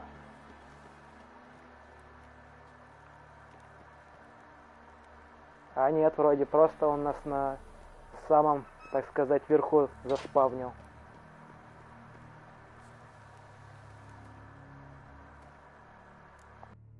Задание, сокровища, вот это вот.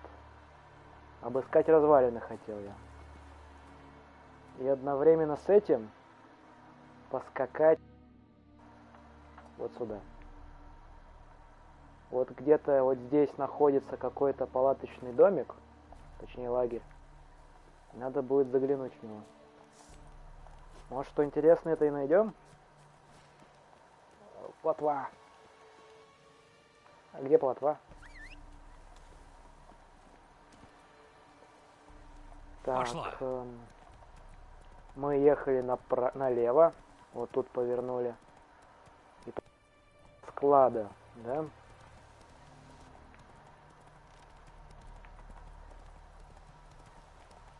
То есть где-то вот в эту сторону мы скакали. И пешочком.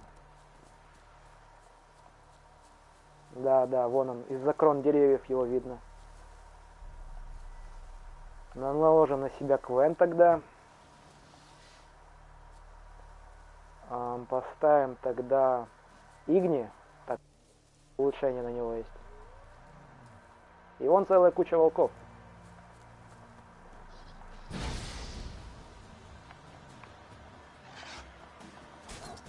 Раз, два, три, четыре. Пока тупят, надо одного хотя бы зарубить. Еще одного зарубим.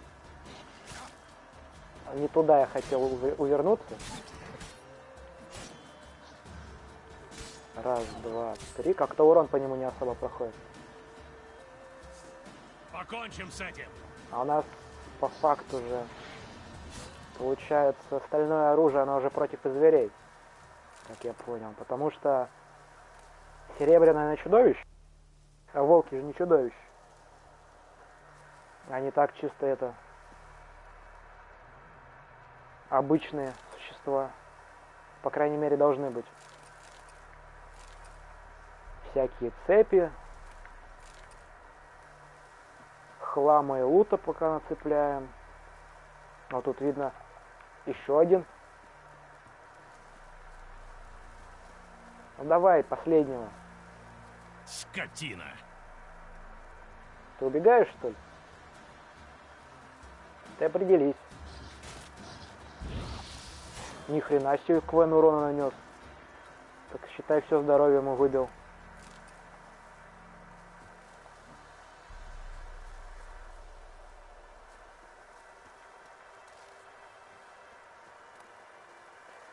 Опять записочка.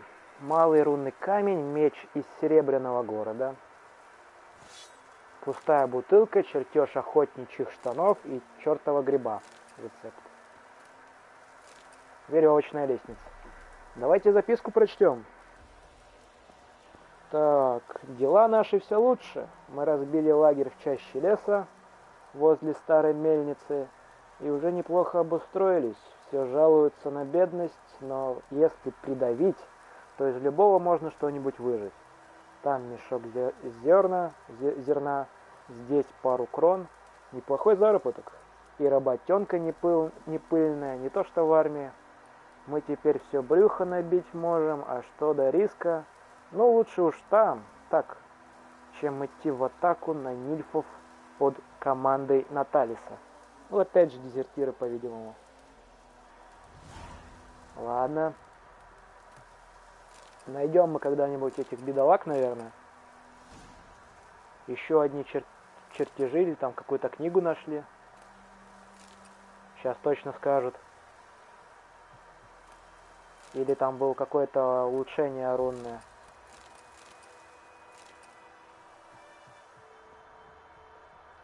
Ях, вон, запутались в этих предметах. Может, сзади палаток что-нибудь найдется. Вот там еще волки.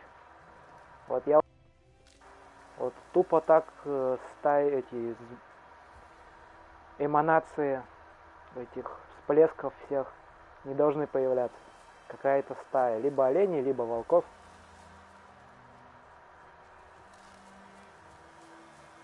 О, лисичка. А, это олень. Олененок.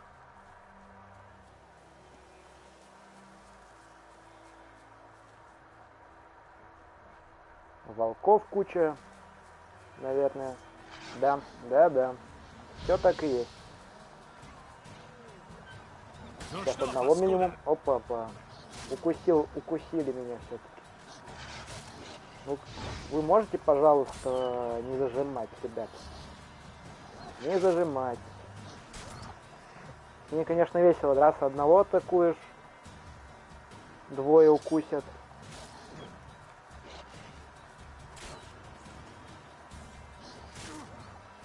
Рили они что-то жесткие.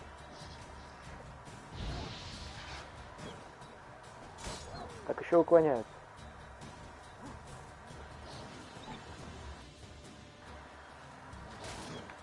Ну вот не увидел я из-за дерева то, что он прыгал.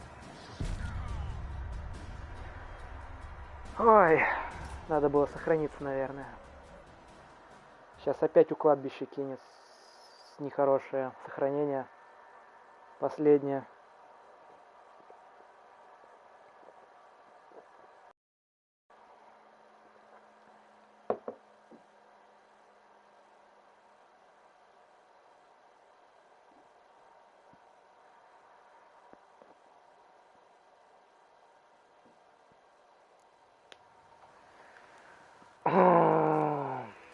Ладно, все. Со следующего раза после каждой стычки я сохраняюсь.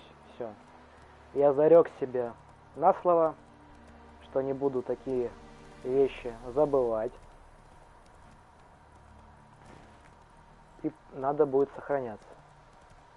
А то не весело каждый раз один и тот же бой по несколько раз проходить.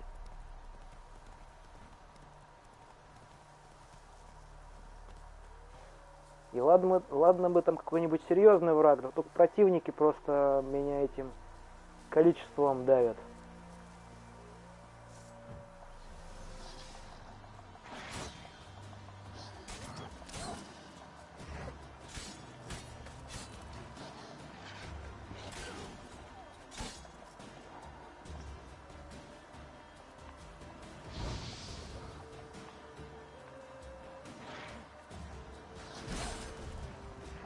А я и на склоне урона не наношу, прикольно. То есть, если Геральт сражается на склоне, то тупо по нижнему противнику он не попадает. Понятно.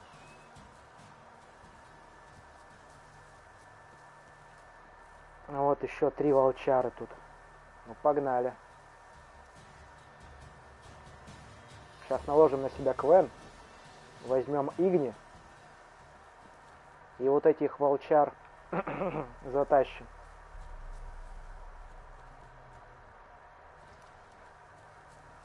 Ну давайте, атаковать-то будете?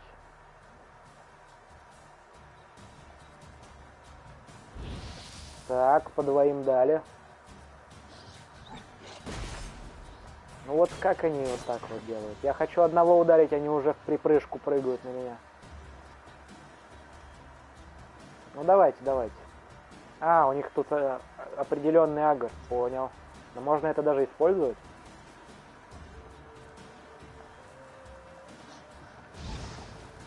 Тупо так жахнул, они там горят себе потихонечку.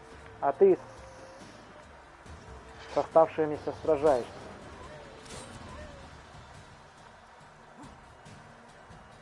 Ха-ха, тактика разгадана.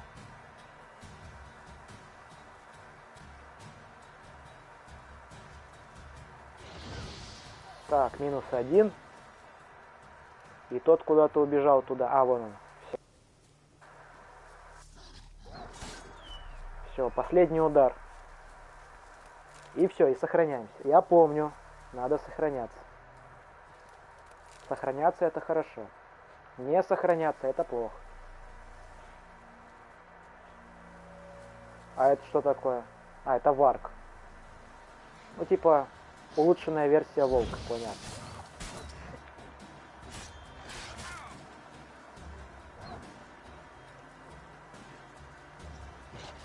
Ну давай.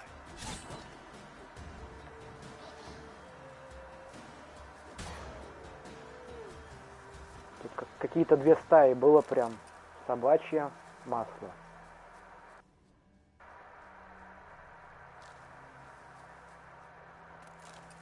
Мясо тут пособираем. Всякого разного. Опять все тут полутаем. Лучше под факту тут не рандомный должен быть. Вот, записочку, меч тут, Орены. Записку читали, так что пофигу.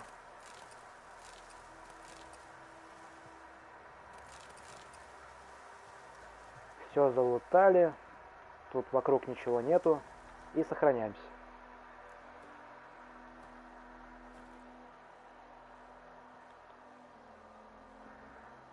Сохранение есть.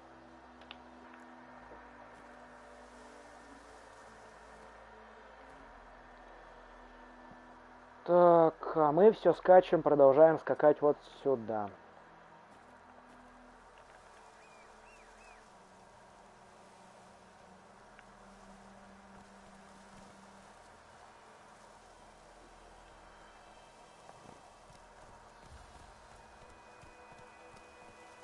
Тут еще Лутецкий у нас остался, что ли? А, да, не все забрал. Не все забрал. Лутецкий, оказывается, помещается типа такими 4 стрелочками или чего это такое? Которые в круг сделаны.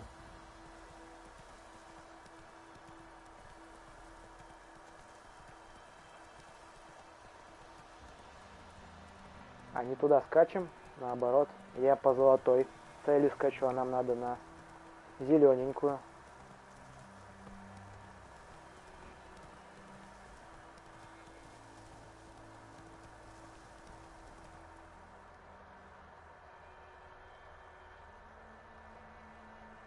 Тут уже какая-то белесая территория. Вот там какие-то противники еще есть. Только я забраться пока не смогу, пока не найду уступ. Или пологую сторону этого холма. Так. Не торопись.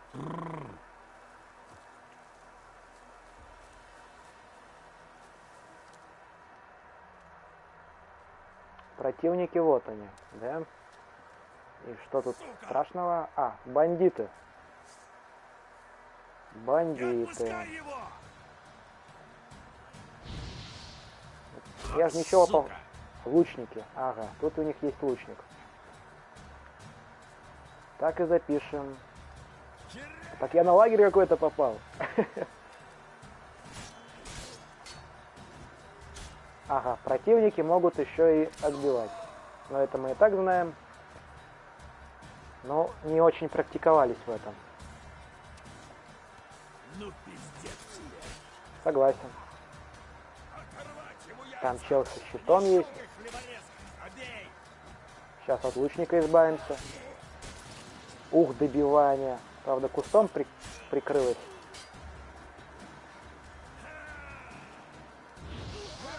У этого щит огнеупорный. Это какой-то... Ау.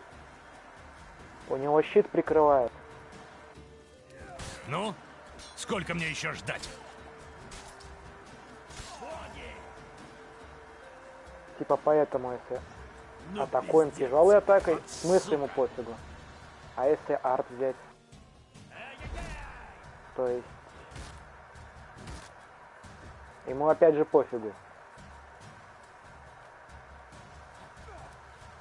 Или типа парировать его надо. Не успел. Но я думаю, с парированием я недолго так продержусь. Раз, два, три. Вот как он так встал? Интересно мне. Есть же еще акции, который в стан вводит противника.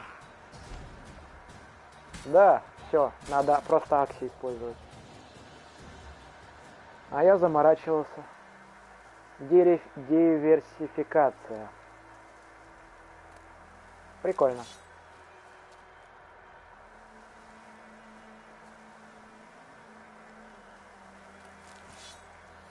Там всякие пыли различные собираем.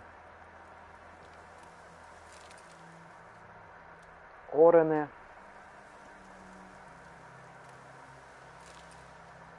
Голожопики. Какие-то они. Эти, как там их... Как их называют-то? Дезертир его вспомнил. А алкесты, мечи. Правда, стоят они копейки, но копейки тоже стоящие. Кальциум нашли для бомбы. Это хорошо. Сможем еще одно, так сказать, логовище этих паразитов, трупоедов сжечь.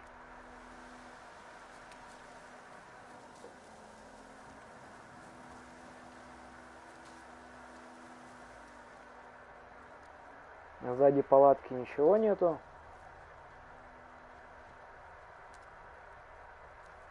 А вот тут, вот это мед, кстати. Советовали огнем их жарить.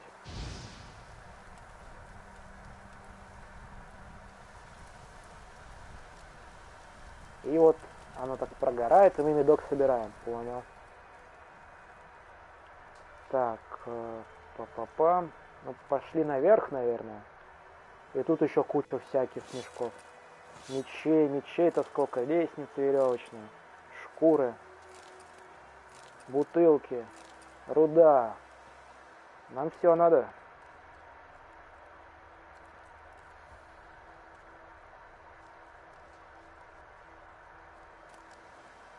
Укрепленная кожа даже прибавилась в наш арсенал с обычного приспешника. Еще этот меч. Вот там какая-то куча противников есть. Может, волки? Бутылки, различные компоненты для варки. Бутылки, ороны. А есть кто живой? И не живой? Вроде нету, чисто все. Перчатки, компоненты, штанишки, охотничьи.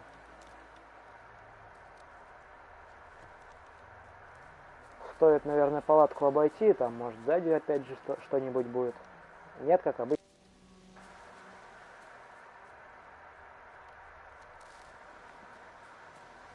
Вот тут еще бочечка есть.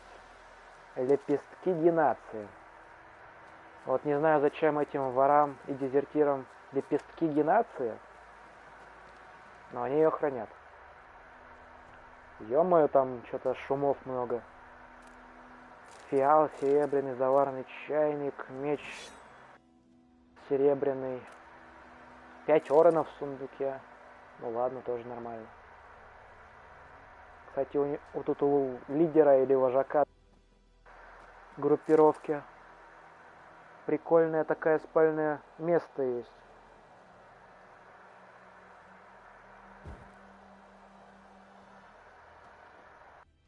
И все залутали.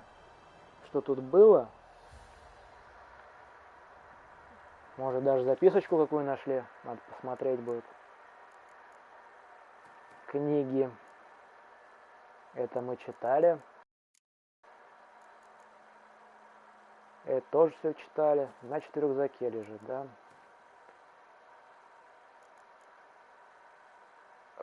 Нет, не здесь. Здесь, да, вот 2 записочки какие-то добавилось. Чайник так четверть стольника стоит. Неплохо. Записочка. Дела наши все лучше. Это мы читали. Это мы еще в первый раз прочитали, но оно, видно, пометилось... Не пометилось, точнее. Промокшее письмо. Ваше превосходительство Вилард, градоначальник Визимы. Нам нельзя уже дальше мешкать. Разведчики доносят, что черные готовят осадные машины. Черные, как я понял, это вражеские войска. Если хотите уйти живым, завтра, как только рассветет, будьте у спуска в каналы, в храмовом квартале Визимы. Места в лодке мало, так что берите с собой только ближайшую семью и все самое ценное. Дам вам нескольких людей для охраны, но не слишком много, чтобы внимание не привлекать. Проплывем через Чернеево,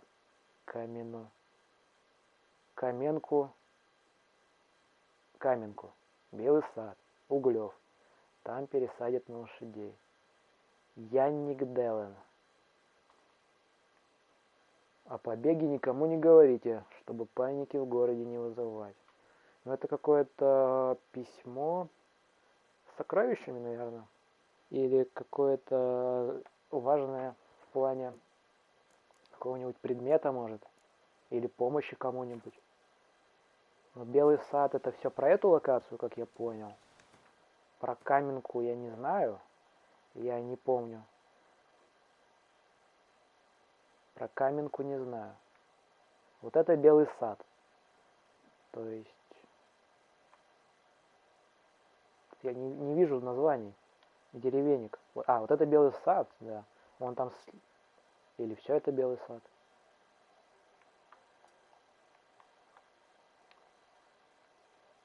Непонятненько чуть-чуть. Ну ладно. Ну, думаю, как-нибудь, если найдем нужное место, то поймем, что это то самое. А сейчас мы продолжаем свой путь вплоть до вот этого места, так сказать. Пойдем посмотрим, что это за конструкция такая, огораживающая какой-то мостик. И разрушим пару логовищ, если нам хватит. Да, вот эта стена.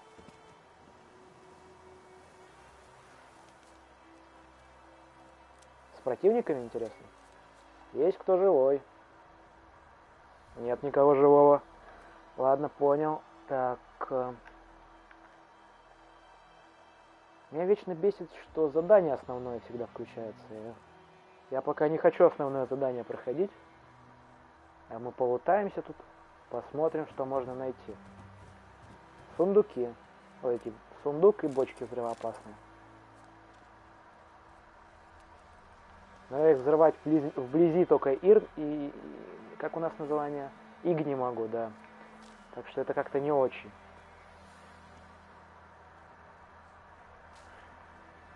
Травку собрали какую-то полевую. И тут получается...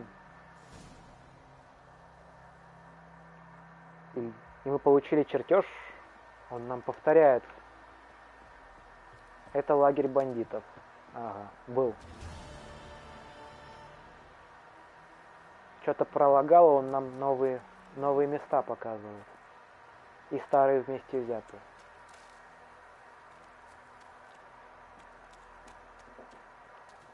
Да-да. Ну, чуть-чуть. Подклеиваю. Сходи ко второму. Хорошо. А как с солнышком видеть? Завтра чем занимаешься? Ну, завтра разберусь. Завтра чем занимаешься? Ну, по факту я должен был позвонить на заключение забрать. Тимашки? Сейчас я позвоню в пирамиду. Ой, пирамиду. Европак. Пойдешь туда, покажешь, что будет сюда. Хорошо. Так, извините, друзья, небольшая техническая пауза была, так сказать.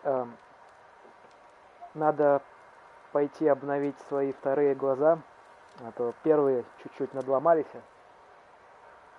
И без них уже, точнее, не очень выглядит надломанными и починенными вновь. Я тут вроде все зачищал, ну ладно. Торно. Тут, я как понял, противники через какое-то время появляются вновь.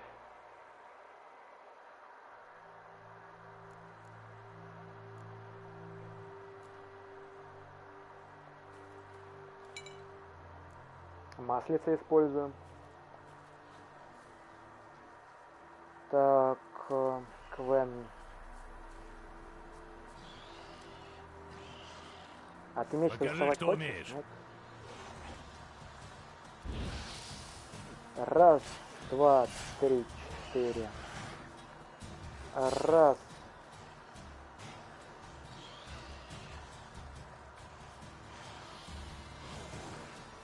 Так, огоньком жахнем. Раз, два, три и отпрыгиваем. Ага.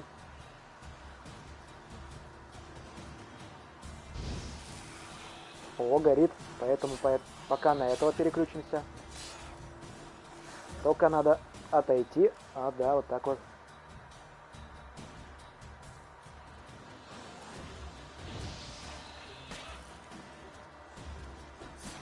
Так, отпрыгиваем. Вот сейчас притык вообще было. Мог бы даже задеть. А вот сейчас задел, да. Покончим с этим. Тихо, тихо, тихо. А оглушение, это нехорошо. Раз, и все. И на изях. Я тут кровь этих трупоедов. Гуля, если точнее. Трупоеды — это, в принципе, их классификация как вида, я как понял.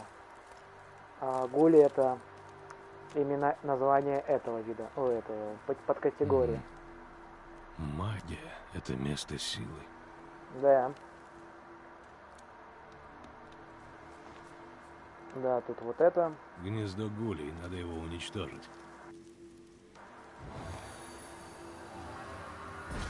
Как мне подсказали на прошлом стриме, тут есть небольшое достижение. Собери все 5 этих рунных сил за определенное время. Ну, пока, короче, все действуют. Надо будет, может, выполнить данный моментик, когда все найдем. Алхимия. Самом нам необходим.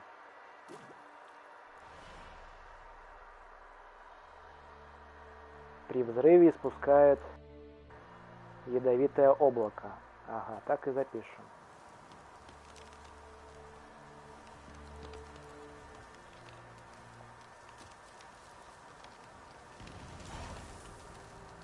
Какой бабах сильный был, прям не могу. А что-нибудь полутать сможем? Кровь гуля, костный мозг аль-гуля, золотой перстень, 3 черепа зачем-то и яд. Ну, прикольно, прикольно. Ну и ветер.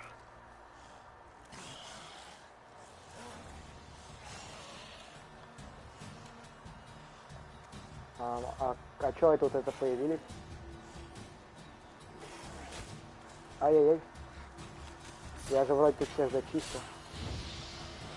Черт!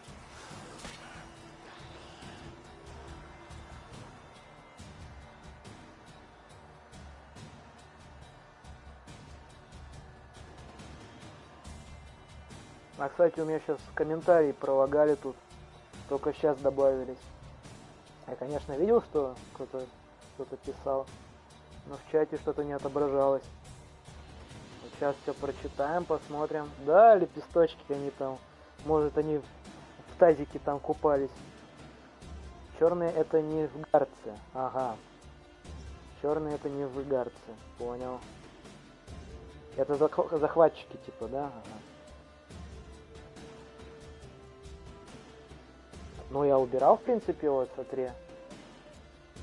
Вот я убирал, например, другое задание. Отслеживать. Ну, вот я, например, вот какое-нибудь закончу задание, он сразу основное начинает, понимаешь, это отслеживать. То есть, по-другому я не знаю как.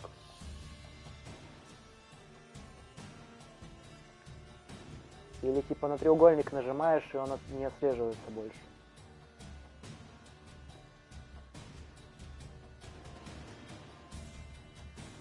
Что-то ютабчик залагал чутка.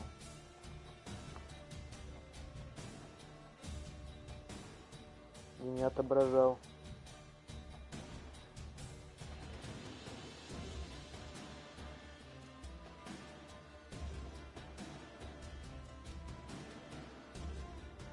То есть на локации надо все собрать. Ага, опять это только можно на этой собрать и достижения получить. Ага, понял. Второе гнездо, да, но надо одуванчик последний собрать, я не знаю, как, так сказать, в алхимии,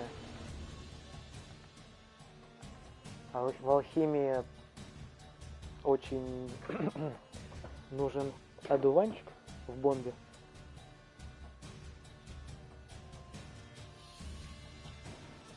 Нильфы — фракция захватчиков, а черными их зовут из-за цвета доспехов.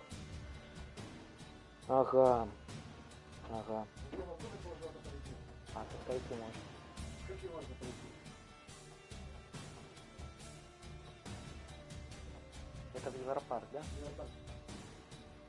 10, 10, 12, 34. Давайте 12. 12? 12, да. К 12 подойти, да? 12 нужно докрываться, да? Или заранее? Не, ну у вас будет снимашка просто, он зайдет в снимашку и потом к вам сразу придет. Там он все. Теперь 12. Так, еще один технический момент. 40,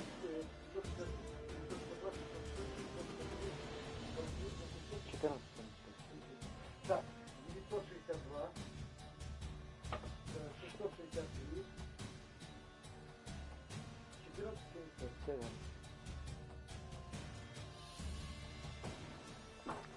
Да, так, технические моментики. Завтра пойду обновлять отчет. Так, а что я хотел? Сбился немного с мысли. Я хотел посмотреть, а когда бомба-то обновится. У нас она уже есть как бы скрафченная, а в бомбах ее, так сказать, силуэт пропал, и больше я ее не вижу. Один зар. То есть заряда у бомбы 2. То есть ее можно еще раз будет использовать.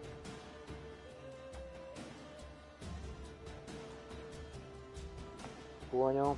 Давайте тогда сейчас еще и второе гнездо разрушим, раз так подфартило. И травки еще надо слить. Точнее, сухофруктиков. Оп. И мы, получается, получили опыт за разорение этого гнезда 75.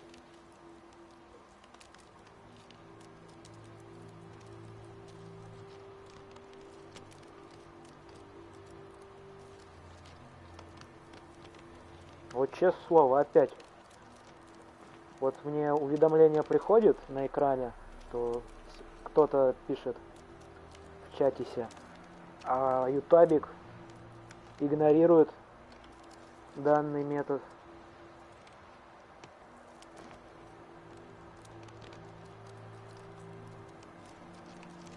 А я не... Вот. Отслеживание заданий не знаю. Я вот, например...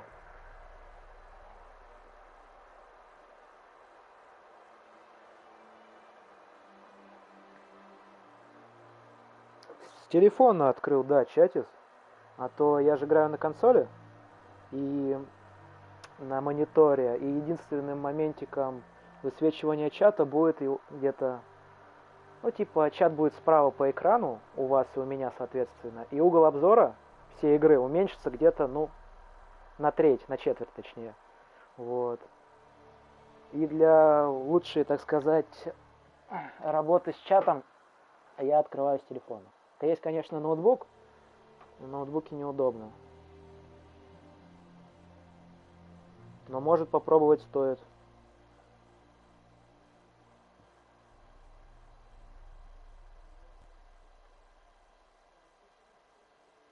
Да, ну, смотрю тут вроде.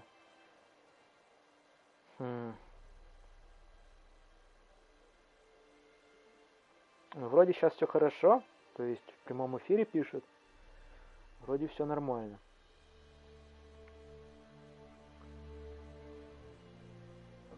Ну вот про отслеживание я... Ну вот на треугольник нажимаю, не знаю, тут вкладка скрылась. А больше взаимодействия с основным заданием я не вижу. То есть могу только отслеживать или другое отслеживать начать. Больше я подсказок и кнопок понатыканных не получаю в итоге результата. Так, ну ладно, скроем так. Закончились, помедитирую и восстановятся. То есть все, они бесконечны у нас.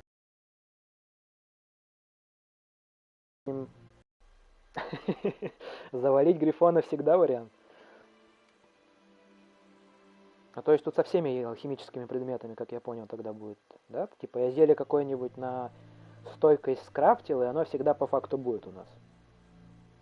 Мгм. Ну ладно.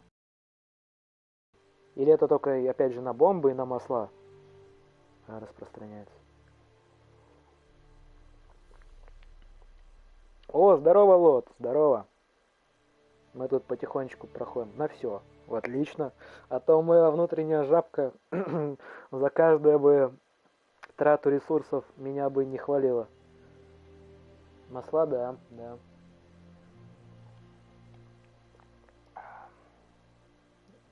Можно поздравить с обновлением, да, да. Вот. С другом раз. Ну вот, например, при ходе решил, что я слишком много зафигачил, ну этот, заполучил. Ну, короче, было лайков где-то 20. Не знаю, поставили ребята с просмотром. Да, да, прерываюсь. Ну вот, начну сначала. Короче, вчера такие трансляцию ведем, вроде там все хорошо, люди заходят, вроде просмотры идут, ребята чатятся, и лайков где-то, наверное, ну вот, если можно было, вы смотрели во время трансляции, ну неплохо так накапало, и по итогу трансляция заканчивается, и все, и они практически обнуляются, там ребята до 4 где-то лайков опустилось, там до, ну максимум до 10, вот, и решили, что это из-за того, что у нас как бы, ну,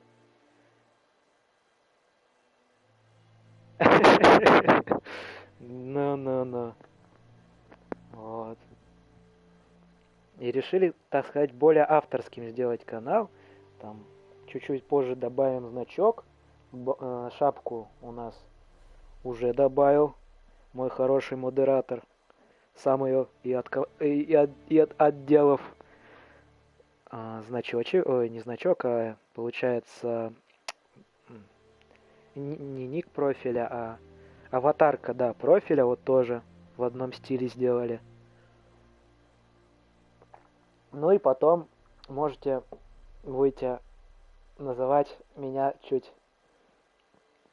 А значок есть уже? А я не вижу.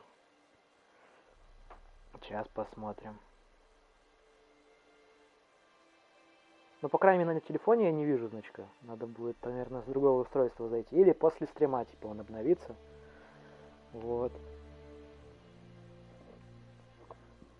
И ник мы изменили новый, он вообще уникальный. Ну, на ютабчике, по крайней мере, людей с таким ником не особо много. Или даже нету. Там пару человек вроде.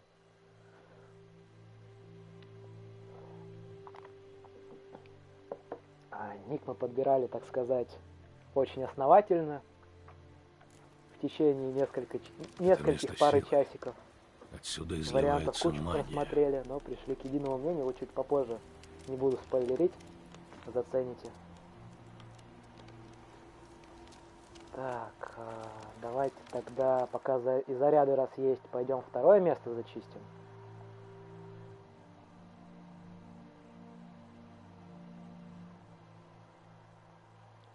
Но чуть попозже поменяем. Чуть попозже. Пока прежний остается. Мы буквально где-то, ну, за час где-то до стрима вот все обновили. Ну, конечно, не я, а вот хороший модератор чатика обновил. Я-то чисто так, как-то так. Да.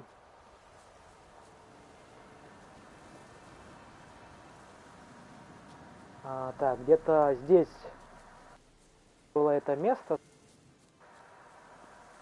Вот, по-моему, на склоне здесь. И очень много всякой травки растет. Надо это собирать. А то у меня к зельям не хватает ничего. Да. Опять тут все обновились. Ну давайте тогда вот так вот сделаем.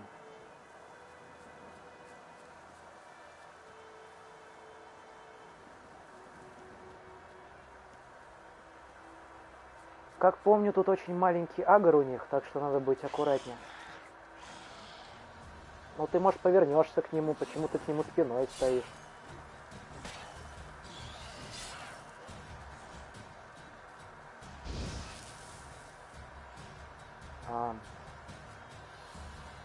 Ну вот, опять убежали. Я думаю, по одному отводить их начинать. А они, блин, да. Начинают либо всей гурьбой атаковать, либо сразу отбегают. Вот, отключи автоконтроль. Не видно ничего. Так еще и с этих деревьев, среди этих деревьев, ничего не видно. Они, блин, весь обзор в этой траве закрывают. Когда они начинают атаковать, например, и тому подобное.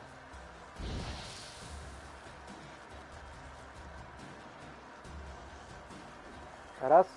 И вот не понимаю момент, на склоне он не попадает по ним.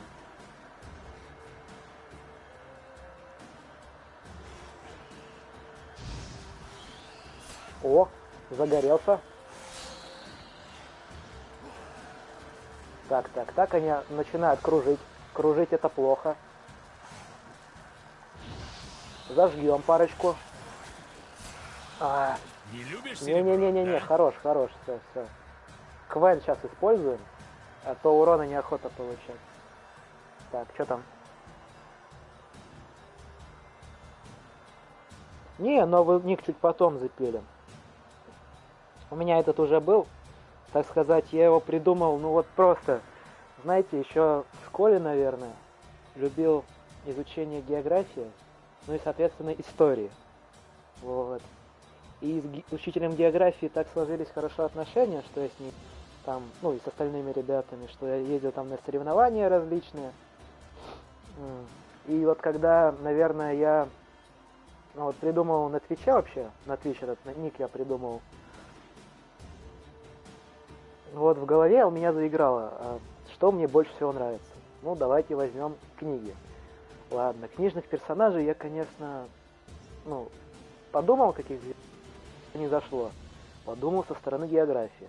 Каким-нибудь, например, территориальным городом, деревней назваться. Но опять же, ничего нормального так и не нашел. Ну, точнее, нашел, но не очень. Ладно, пошел по стороне географических открывателей. Путешественников, первооткрывателей. Вот. На ум сразу пришел Колумб. Ага. Ну ладно, будем там еще нескольких я вспомнил. Начал отплясывать от этого. Ага. Колумб. Просто называть будет ну как-то не очень. И давай и разные окончания придумывать. Дошел до Колумбуса. Ага. Думал какой-нибудь такой, ну не особо уникальный, но достаточно такой средний. Вписываю, так сказать, в нужную позицию, и мне выдает, что такие существуют. Но я ничего умнее не придумал, просто вписал числовое окончание из любимого своего, так сказать, опять же, персонажа фильма Агента 007. Вот. И вот так появился мой ник. Следующий ник, который мы придумали, я вот на следующем стриме, думаю, расскажу. На этом не буду. Так. А сейчас я комменты почитаю, а то я что-то зарассказывался.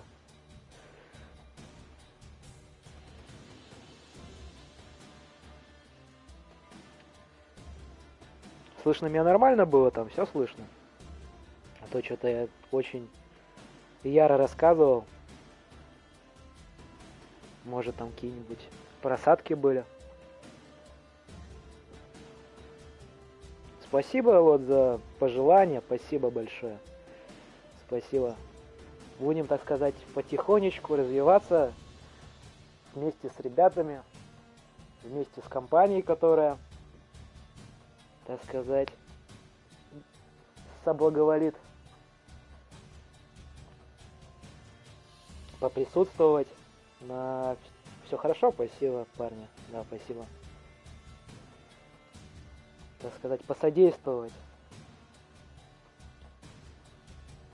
А то я не сказать бы, что ранее как-то занимался данным интернете. Так сказать, первый опыт. Учимся всему. Ну да, такие истории, да. Вспоминаешь с бокальчиком чая и, так сказать, взглядом на закат. Ну, с токсичным не думаю. Я просто люблю зеленый цвет как цвет природы, цвет, олицетворяющий жизнь. Вот, с чем-то подобным. Олицетворяющим что-то новое. И также мне нравится темный стиль. Ну, то есть основной вид одежды у меня в большинстве своем темный. То есть костюмы темные, какие-нибудь спортивные вещи темные. Обувь практически вся темная или в преобладающих темных тонах. Но темный стиль мне нравится из-за того, что он как бы более так строго смотрится. Вот.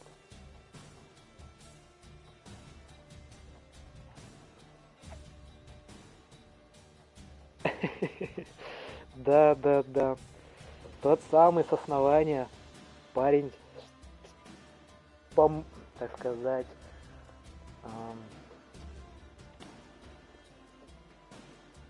содействующий в развитии канала с самого начала. Да. Всех приветствую, всех, так сказать, жду.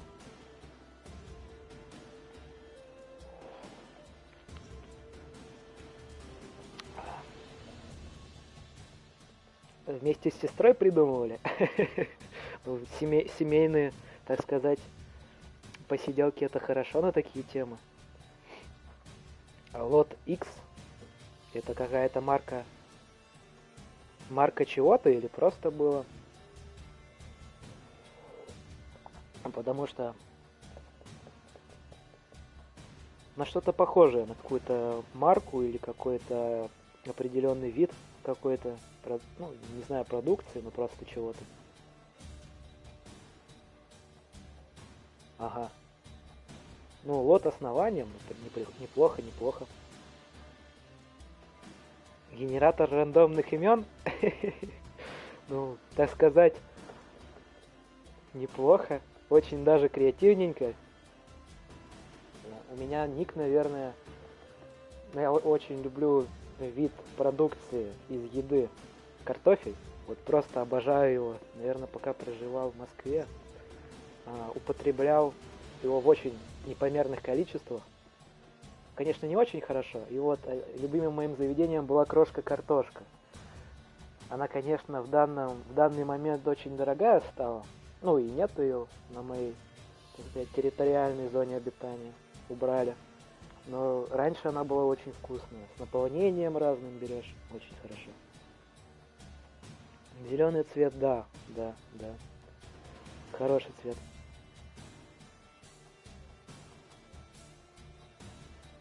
Ник хороший, да.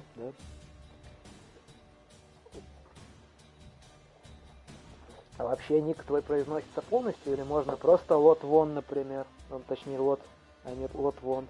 Я просто, не знаю, с самого начала начал лот говорить, так как это как бы чуть удобнее. Может, стоит полностью. Ладно, я что-то заговорился, надо бы продолжить. Так, мы остановились на зачистке логовища. ХПшка восстанавливается потихонечку. Ну, это я что сделал? Я квен сейчас, да. Сейчас зачищу и посмотрю комменты, ребята. Так сказать, сию минуту закончим.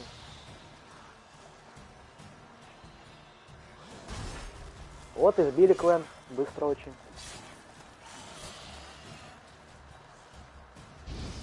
Так. У меня вот еще интересный момент. Я вот сейчас ударил Что, Игни. драться расхотелось? Считай по склону, и я не понял, огонь как бы он по всей плоскости склона ударил?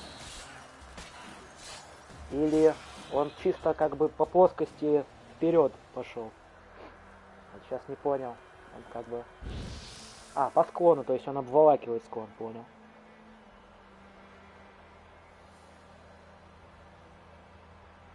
Ну вот сейчас у нас стоит шапка с вороном, зелененьким. И следующий ник будет связан тоже, опять же, с вороном. Как и Ава, кстати. На Аве изображены маленькие ворончики.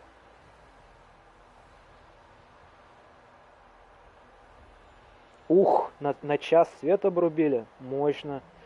Это что-то серьезное или чисто коммунальщики шалят с этими электростанциями? Вот, ну хорошо, спасибо.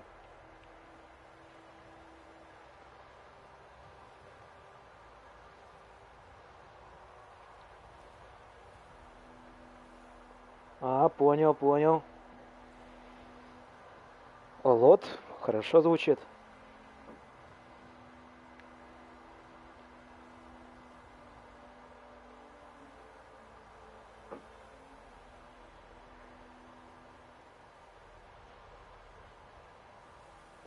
Ну, в будущем шапку мы, ну, возможно, видоизменим, но это так, если что-нибудь придумаем получше. А, перегруз сети в здание. Понял. У меня тоже бывает такое, много устройств подключишь к старенькой и сети, не способной обработать, так сказать, мощности всех новых устройств. Пробки выбивает и всякое разное. А так, если да, вроде правильно прочитал, мы по факту, ну, с какого момента ты отрубился, я... Напиши, с какого момента ты отрубился, пожалуйста. Я примерно расскажу ход событий. Так, я хотел взорвать тут этот. Так, ты ничего серьезного не пропустил, мы просто гуляли, так сказать, ходили, мелкие задания, которые найдем по пути, выполняли, там тайнички всякие, дезертиров там побили немножко, так сказать, дали им нравоучений. Что еще? Поумирали несколько раз. Вот призраки, они зло, вот честное слово, с кладбища. Ну вот, да, вот, я как говорю, мы вот с кладбища выехали, Гнездо гулей, надо его уничтожить. пару-троечку раз, так как, ну и опять же спавнились на кладбище после зачистки. А то я, блин, забывал сохраниться перед этим самым боем.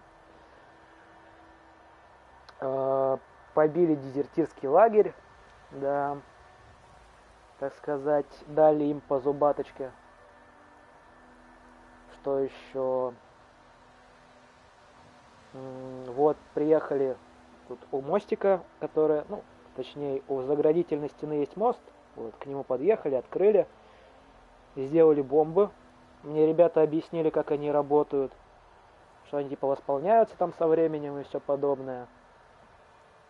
Уничтожили одну, так сказать, эту логовищу, зачистив снова от трупоедов. И вторую сейчас зачищаем. Ну и немного поговорили тут по душам. Так сказать, вспомнили былое, прослезились, поразбирали, как ники создавались у Чатерса и у меня, ну, в данном случае.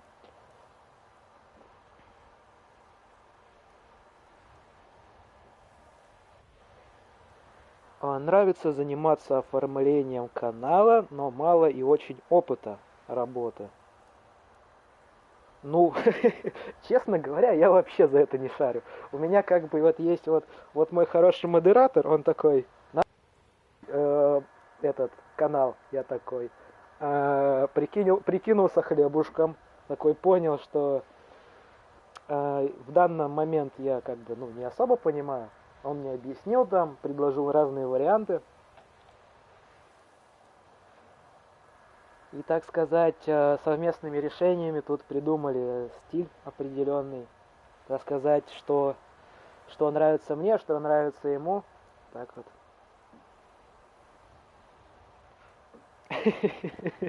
Это он преуменьшает, ребят, преуменьшает. Так, мы вообще закончили на... Да. Тут объясняют, что медитации можно... Если в в рюкзаке, а точнее в алкоголе, если в рюкзаке есть крепкий алкоголь, он автоматически будет использоваться для всех ваших алхимических припасов. То есть ингредиенты как бы они использовались, а бомбы создаются из алкоголя, соответственно, как я понимаю. Да, я тоже далек от всяких этих художественных моментов. Ох, давайте, что тут, взорвем наконец-то. И сейчас типа попрут, я как понял, трупоеды. Или...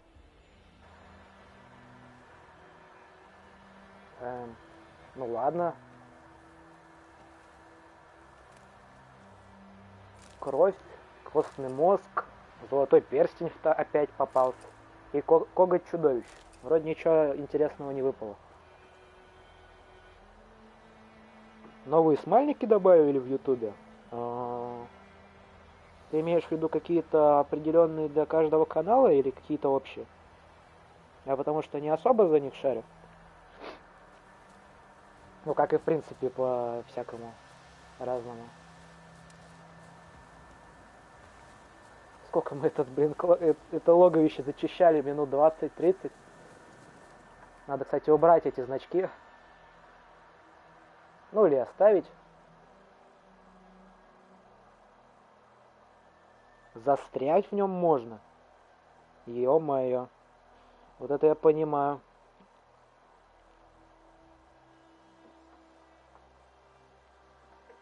Я еще видел какой-то момент, вот в интернете, в шортсах попадался, что, типа, там чел какое-то крутое логово зачистил, и такой, смотрите, отматывает медитации там сколько-то неделю, ну, точнее, по неделю там можно максимум день отмотать, и он там неделю отматывает этими по дням медитации. Через неделю там обновляется это гнездо, и он такой, смотрите, бесконечный фарм ресурсов. Воу. Я, конечно, не знаю, это реально ли работает на обновленной версии, но такое я видел. Так, тут что-то помечено. Лагерь бандитов, что ли? Я вот не знаю. Нет. Вот тут у нас тайник с ценностями. То есть это маленький лагерь был. А вот тут неизвестно почему-то стоит. А нет, вот лагерь бандитов. То есть тут что-то еще находится. Не работает? Ой, грустно, грустно. А то как это бывает, некоторые видосики, кто пилит. А сегодня я немного пофармил, такой открывает этот рюкзак или всякие там различного вида сумки, и там целая куча всяких редких ресурсов. Немножко так пофармил, ага.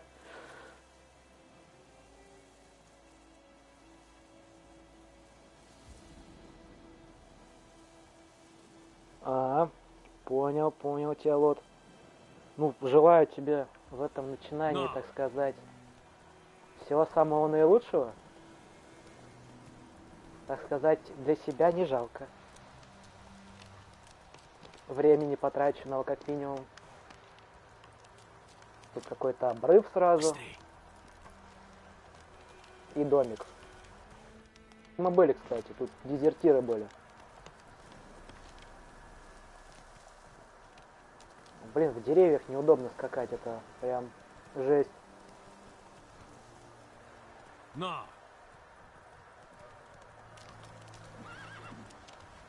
А тут на дне, кстати, тут какое-то ущелье же есть по Ну, факту. пошла. И может там что-нибудь, какое-нибудь сокровище лежит? Надо будет проверить сейчас. Только спуститься сначала как? Вперед, плотва!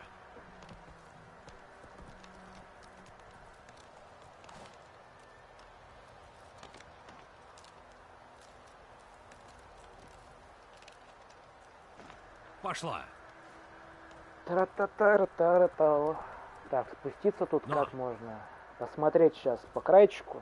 А то ведьмак у нас очень сильно дрябленький, он не может на метр подниматься, он может только за уступы полуметровой высоты карабкаться.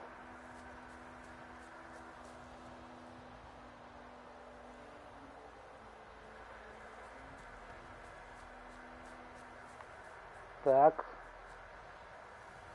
Вроде спустились.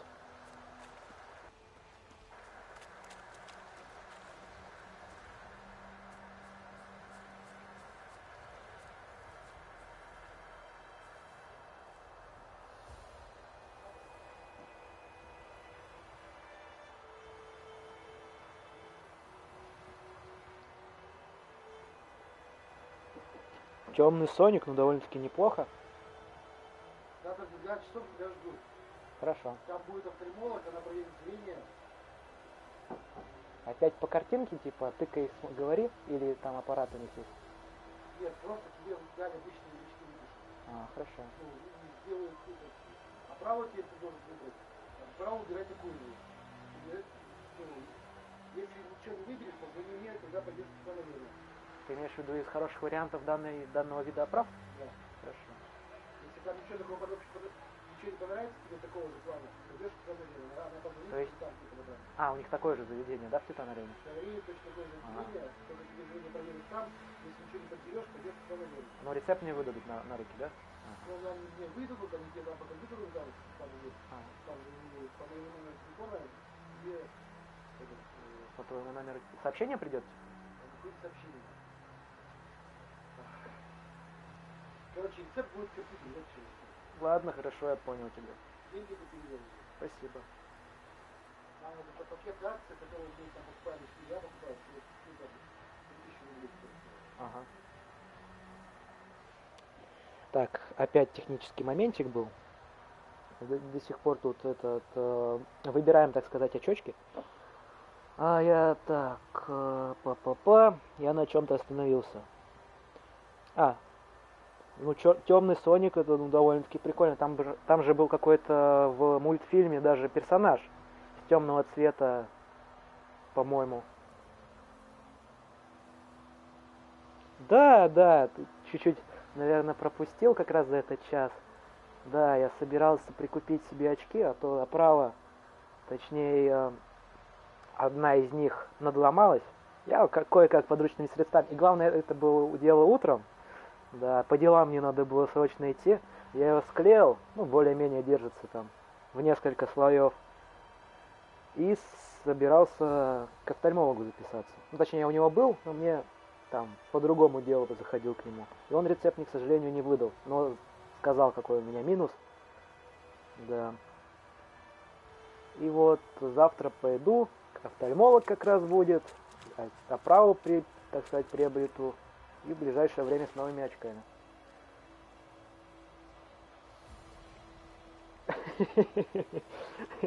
Не, это, так сказать, очки за счет, как этого называется?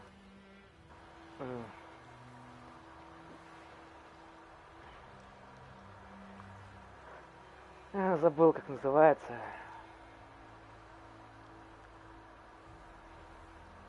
Из казны, короче.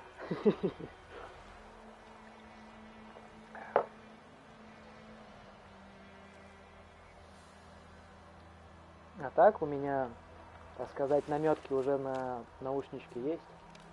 Но, блин, я все забываю их заказать.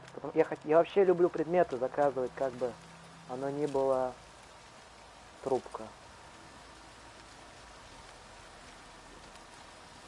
Как бы оно ни было на живую, ну, то есть живую заказывать, там, предмет потрогать руками, например, я вот монитор тот же покупал, ну вот люблю я вот просто посмотреть, понять, что из себя представляет предмет в своем диапазоне, чувств. Вот. И наушники я тоже хотел себе, ну, напрямую заказать, но, блин, их все раскупают. Вот какие-то нехорошие и очень быстро люди выкупают их быстрее, чем я прихожу и покупаю сам.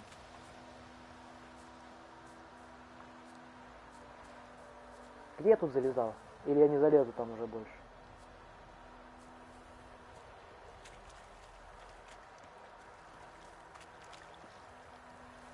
Так.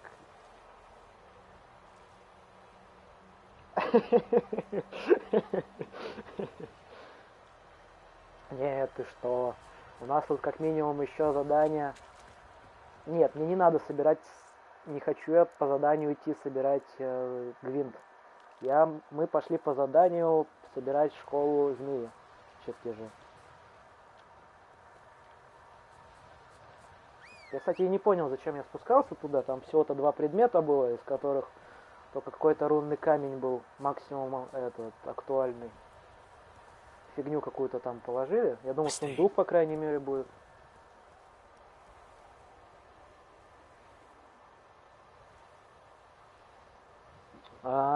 Высшая форма из категории, точнее, не из категории, а с формы жизни в виде Соника. Да, все верно. Как вечно и бывает. Ах. Ну ничего, обязательно как-нибудь, да, сблаговорит судьба, и будет в моем разрешении более лучшие микро, так сказать, не вот это всякое подобие проводных с... Ну просто которые в ухо вставляют. Эй!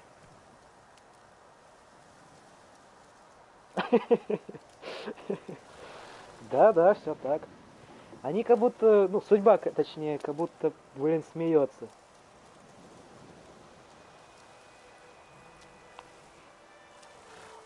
ТГ-канал. Ну, вообще, задумка интересная. Я, конечно, о таком еще не задумывался. Но я, ну, не знаю даже, что там выкладывать можно будет. Какие-нибудь постики. Давай, плотва. Может, какие-нибудь игровые элементики. Но если создам, я обязательно сообщу. Вперед, плотва. Так сказать, на канале. Или, например, на самом же стриме как раз. А пока, ну, не знаю. Ну, это дело 5 секунд, так сказать. Дискорд, ну, тоже без проблем. Он у меня, так сказать, присутствует.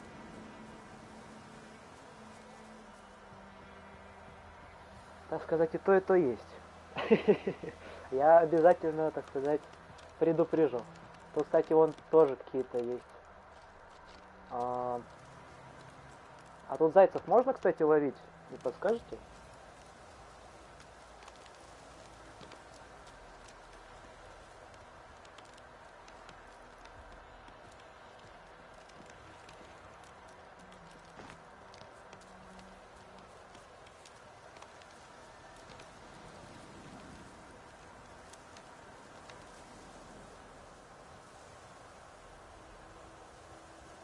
В перспективе оба? Па-па-па. Ну, в Дискорде я еще понимаю, там можно на различные темы поговорить при помощи функции Дискорда. В Телеграме там различные, так сказать, сообщения выкладывать. То есть так разграничить зоны доступа. Или ты предлагаешь и туда отсылать все одно и то же.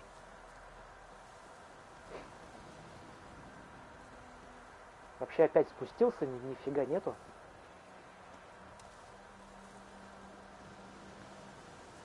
Сохранение, кстати, сработало. Это ж в правом углу, точнее в правой стороне в углу, это ж получается сохранение у нас выстреливает.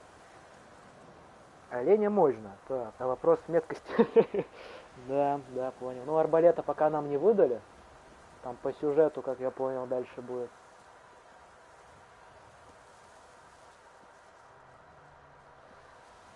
Этот дом закрыт. Ключа у нас нет. А, есть. А, другой какой-то дом тут на ключ закрыт. Правда, я не понял, где его найти, но есть. Ключ.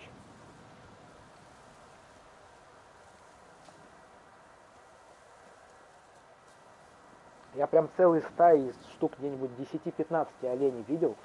Вот там перестреляйся хоть бы хны этим оленям. И, кстати, интересный момент. А сколько выстрелов-то надо на убийство этих? А что тут на ключ? Я же не вижу никого. Наверху типа кто-то? Да, вон противники наверху. Или тут типа здоровье у них высвечивается, и там по несколько раз попадать надо. В Дискорде проще коммуникацию с аудиторией вести, когда телега в плане новостного канала будет. Лучше и удобнее. Ну, я так и подумал, да. А чё? Подожди, волк, за что? Я ничего не делал, волк, я просто стоял на месте. Покажи, что умеешь. Но быстро он сбылся. Без своей, так сказать, своры. Мало что на что способен. И притом один был. Прикольно.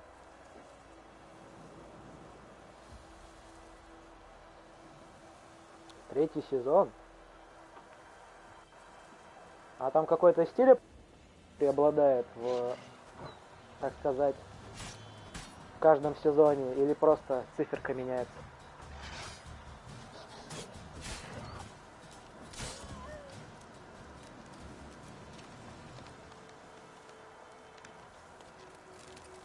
Собачье масло. У нас, кстати, здоровье не пополняется.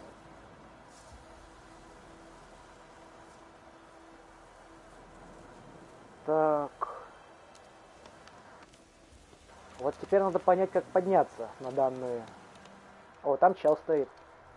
На данную местность. Тут должна быть какая-то либо лестница, либо, опять же, по уступам маленьким должен этот ведьмак ползать. Но лестниц я не вижу, а уступы какие-то, они больно высокие и покатые. Тут еще есть. Может, тут что-нибудь, проход какой есть.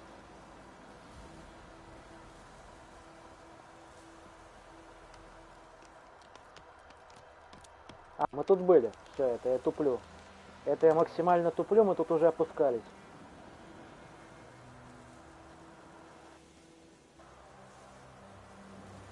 Уступы, ага. Ну, то есть надо поискать.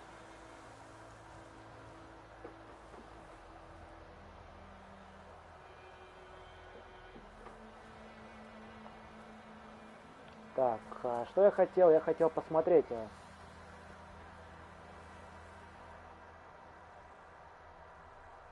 А мы тут уже вроде были, да? Мы вроде тут лутались уже. А то память подводит через слово.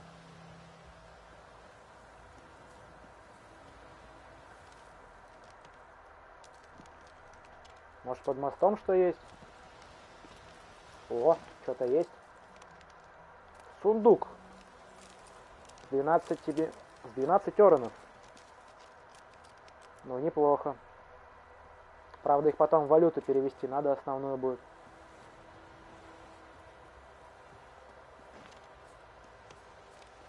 Чисто по одному месту, блин, бегаю. Туплю. Наверное, вот с другого края у них будет уступ. Потому что вот спереди, где разрушено, ну, точнее, с уровня с деревни я не вижу. Но где-нибудь с обратной стороны там уступы и будут. Давай, перебрасываемся. Так, в новой обнове в новые персы появляются, да? Карты, скины. Исправление багов? С появлением новых исправления старых? Понял.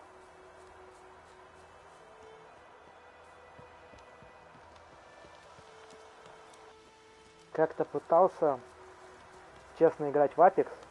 Вот хватило меня ровно до того, как... Ну, я Друзья у меня, ну на тот момент у меня подписка была, но из друзей никто в Apex не играл. И было. Вот. И в Apex я играл с ноунеймами, получается. И после того, как я там попал в команду, меня мои сокомандники, ну, так как я не новичок, бросали, ну как-то особо это, запал пропал. А на одному там меня жестко размешивали, так сказать. Не вижу. Вот. Либо я слепой, с очками, с 4 глазами, либо я реально тупо пропускаю этот уступ.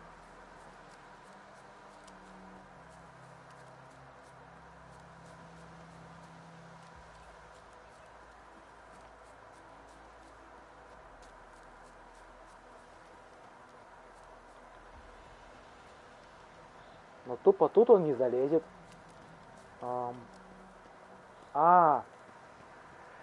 Понял, типа разрушенная стена. Да, это я был слишком умен.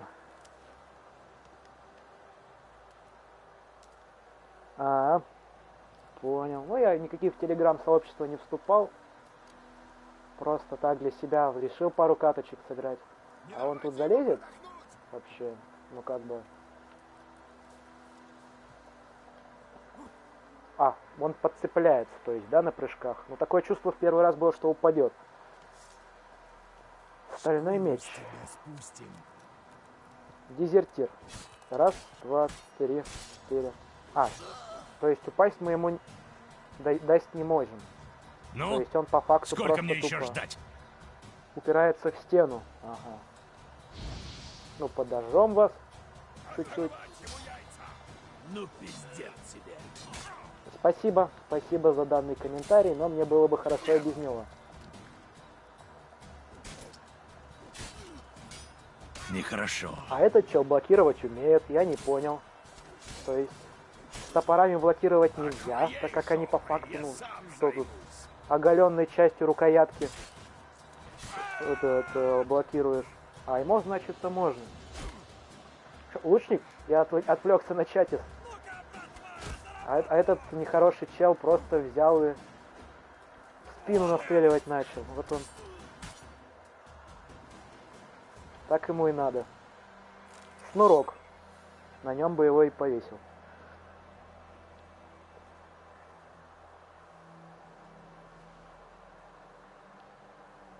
Ардом сталкивать. То есть обычным усилием руки мы не можем, а вот ардом можем. Понял.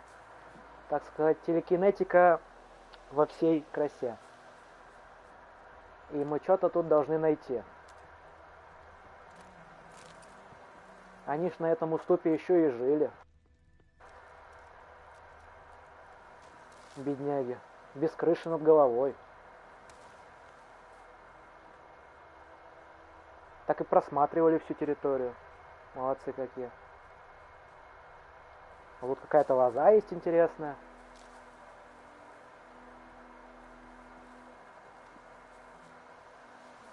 И сейчас зайдем внутрь, и там что-нибудь, какой-нибудь чертеж тоже найдем.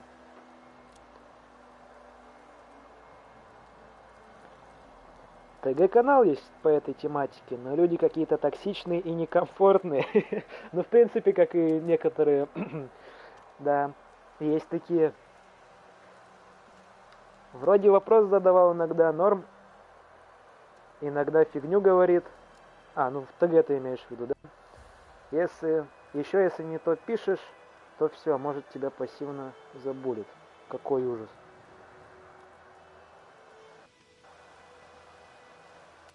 Нет, я не был токсичным, во-первых. Я был просто мега мотивационным показать весь свой скилл команде, понимаешь? Так сказать, Ghost of Tsushima легенды, вот очень зашла мне игрой за лучника. Вот. И я там столько много, так сказать, пытался из себя высказать, что некоторые, да, бомбили очень сильно и очень потом бомбили на класс, который и все это может делать в одиночку. А так все хорошо. Протокол допроса. А, это протокол допроса того змея, получается, ведьмака из школы змей, точнее. И черный клинок. Ой, чертеж стального меча школы змей.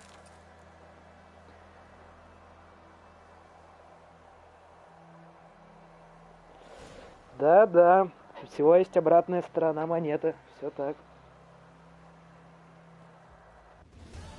Некоторые ТГ-каналы или просто сборы, так сказать, комьюнити людей, где хорошие, позитивные люди сидят.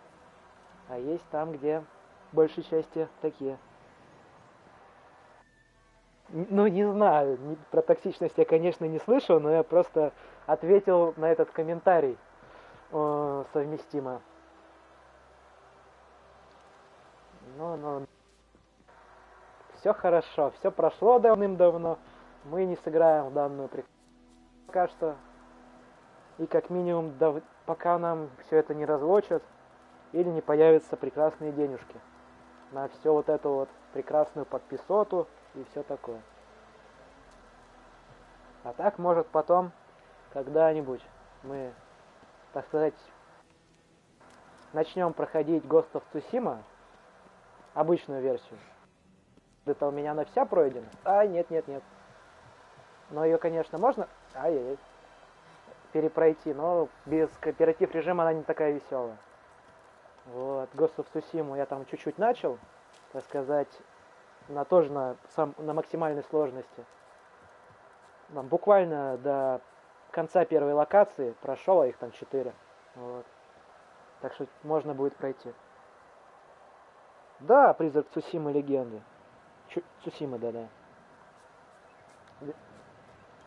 Так сказать, там кооперативный режим дополнение к игре считается. Но у кого нету легенды, обычной игры Цусимы, то можно просто в легенды играть, так сказать, с напарниками и веселиться.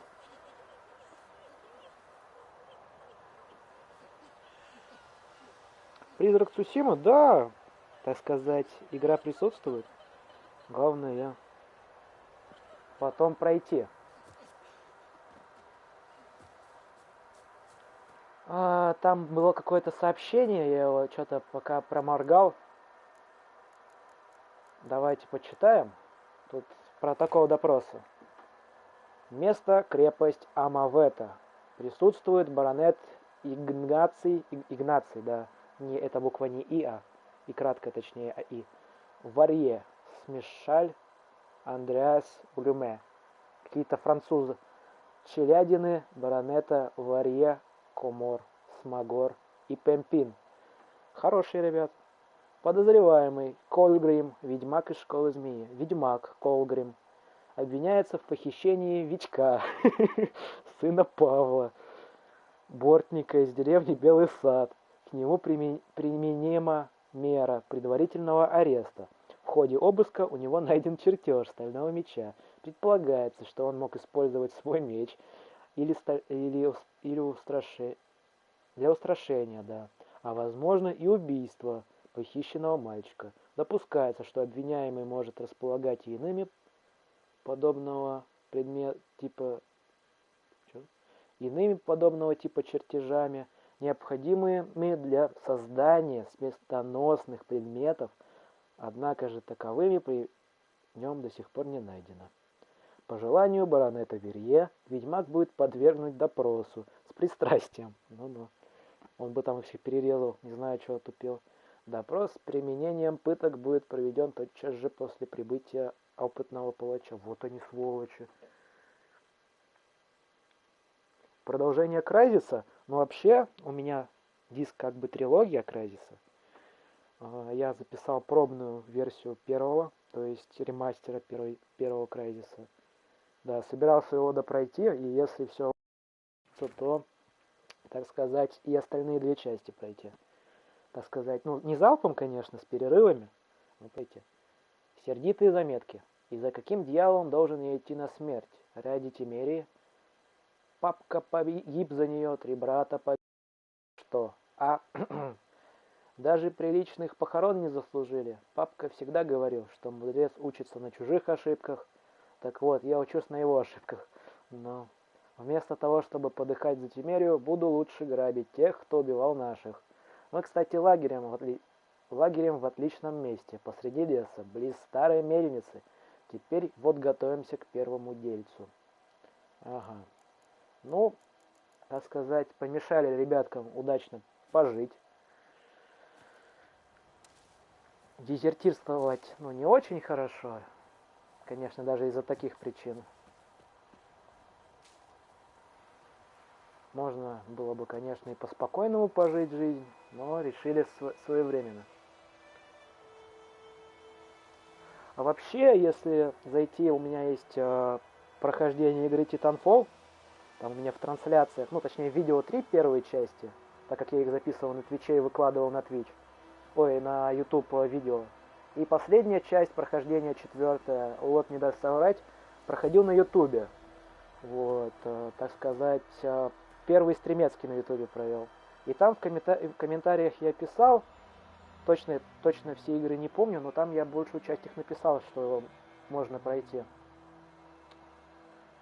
Там в том числе и For Honor сюжет, у меня подписки нету, так сказать, кооперативный режим недоступен.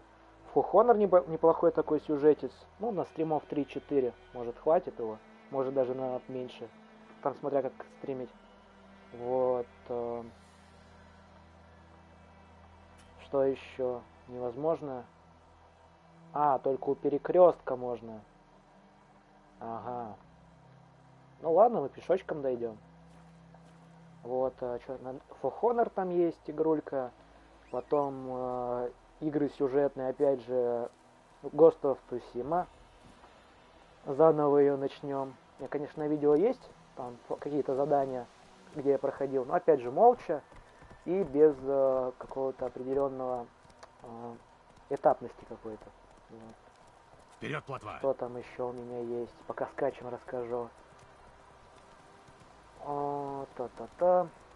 Crysis трилогия, тоже сюжетная игра. Я даже встану, посмотрю на свои диски. Получается, есть сюжетные игры Outworld, игруля про космические, так сказать, эти похождения. Я кого-то там пропустил, и ладно. Вот. Что там еще есть? Игрушка Prey. Я обязательно пройдем игру Prey. Так сказать, без этой игры, я думаю, уважать себя не буду. Игра с отличным психологическим, философским подтекстом. Ну, конечно, он выражается в конце, но по ходу дела ты пока играешь, тоже замечаешь некоторые такие вещи. Некоторые игры, например, у меня есть зубодробительные игры жанра Dark Souls, там третий Dark Souls, потом вот как раз хороший друг модератор подавил на Новый год Lies of P игруху. Хотел, конечно, другое, но не было ее. А так бы был бы, так сказать, полномасштабный открытый мир, опять же, Elden Ring. Есть еще, получается, Sekiro игра. Она у меня тоже начата, но мы, скорее, если начнем, перепроходить буду. Что еще из серии? Есть Bloodborne, да, игра серии Bloodborne. Тоже у меня пройденная. Один раз, конечно, но вся. Такая прикольная игра. Ну, я как этот очень медленно и Приветствую! прохожу, так сказать, заглядываю под самый уголок. Дай-ка взгляну. Ну, и спешить нам, в принципе, некуда. Можно чередовать Ведьмака с какими-нибудь играми побыстрее. Например, с тем же Крайзисом. Если, конечно, никто не спешит. И не хочет там прям просто в сюжет.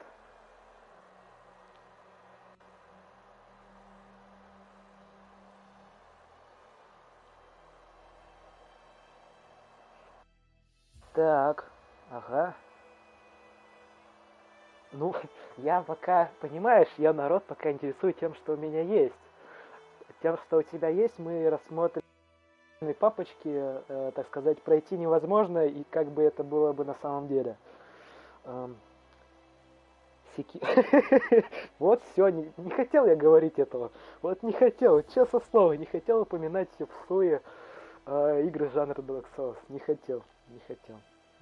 Ну, хорошо. Обязательно Секира будет, да. Мы начнем его проходить, но чуть позже. А так что ждите на канале.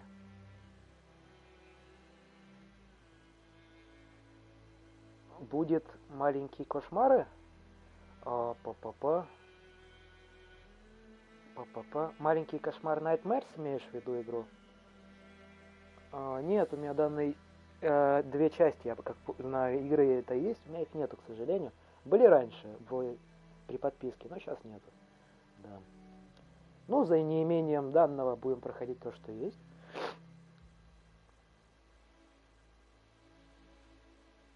Ну, как обычно, мы как в прошлый раз разговаривали, все судьба решает, так сказать, по-своему. И решила лишить нас в прохождение данной, опять же, по-своему прикольной игры. Да. Я не помню, какой у нас меч стоит, стальной, но явно получше, чем эти. То есть вот этот можно продать.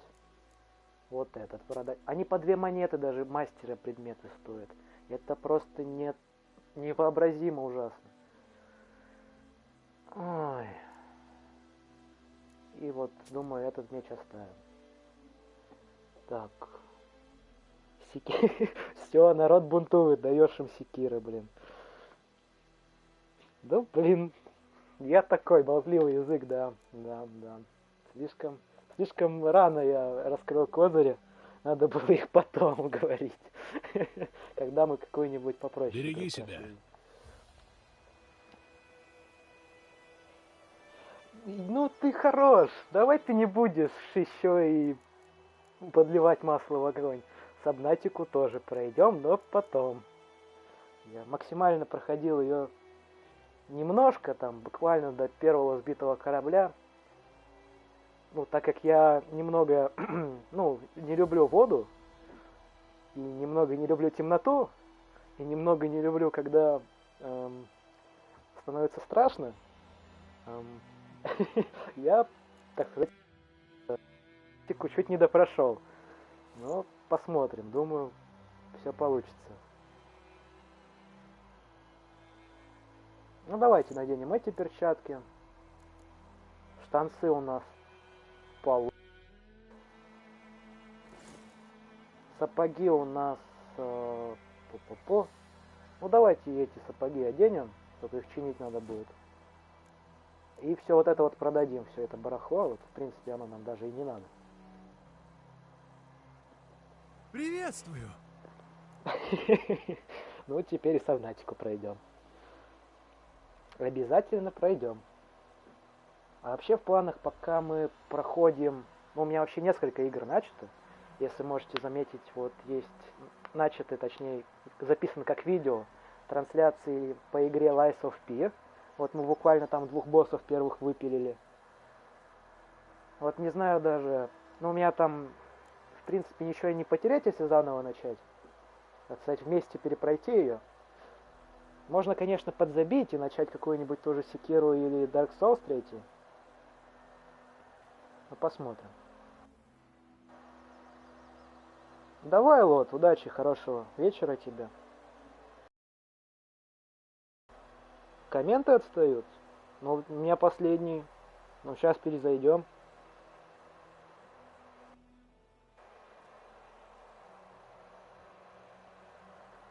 Ну, вроде пока нормально. Ну, блин, ютубчик любит это дело, подлагивает у меня на телефоне, правда. Дай-ка взглянуть. Так. Так что готовьте к неторопливому такому прохождению таких хороших игр на максимальной сложности, как это. Так сказать, моя отличительная черта в плане лудомании, конечно, очень хороша, но очень иногда бывает дотошной до такой степени, что очень долго проходим. через минуту. Какая фигомотина. Надо будет потом решить как-то с этой проблемой. А то не очень удобно, когда тебе люди пишут, а ты потом поздно отвечаешь. Что это? Еще что-то хотел продать. Из лута, наверное, вот этого. Ключ оставим. Я в принципе просто не вижу, куда его девать. Ну, шкуры продадим, соответственно. Эти шкуры продадим. Эту тоже продадим. Топорики оставим. Это оставим. Нифига себе веревочная лестница стоит. У него денег нету. Понял. Ну, я в дальней комнате нахожусь и как бы по Wi-Fi соединен, так сказать, средой воздуха, так сказать. Кабеля у меня сюда не подключено. Я бы, конечно, и подключил консоль кабелем, чтобы увеличить свою скорость интернета. Она у меня тоже там отстает. Скупать карты? А сколько у меня денег? 552? Ну посмотрим. Ну ладно. И деньги появятся у торговца. Ладно, хорошо, купим мы у данного персонажа карт. В принципе, я даже не знаю, куда тут деньги тратить, кроме как на починку, так как предметы вроде сами находятся.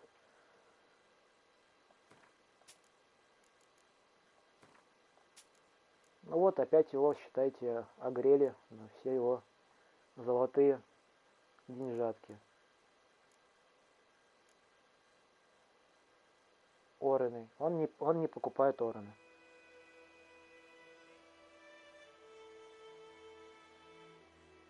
Карты, то есть, обновляются? То есть, купи карты, у него появятся карты. Продай ему хлам. То есть, я карты покупаю, у него ассортимент там со временем обновляется, как я понял.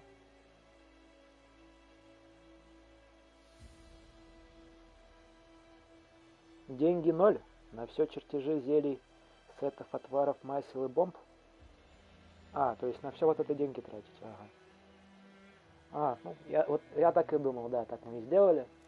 В принципе. Я вот еще не понял, правда, что с разбором предметов, где можно разбирать. Я думаю, сейчас потихонечку будем заканчивать, вот как раз. Вот поймем, как предметы разбирать. Если бы они ресились, у меня денег бы не стало бы на карте. Откуда, столько взять, если бы они где-то 140 монет я потратил или 160? Если бы они ресались, ну, новые, ладно, новые. У меня денег бы на карте больше бы не стало бы. Видишь, на полях Нильфгарской страны Эмгир император наделал штаны. Так, кузнец. Здравствуйте, милый сударь. Я бы хотел узнать. Починиться? Да, здравствуй.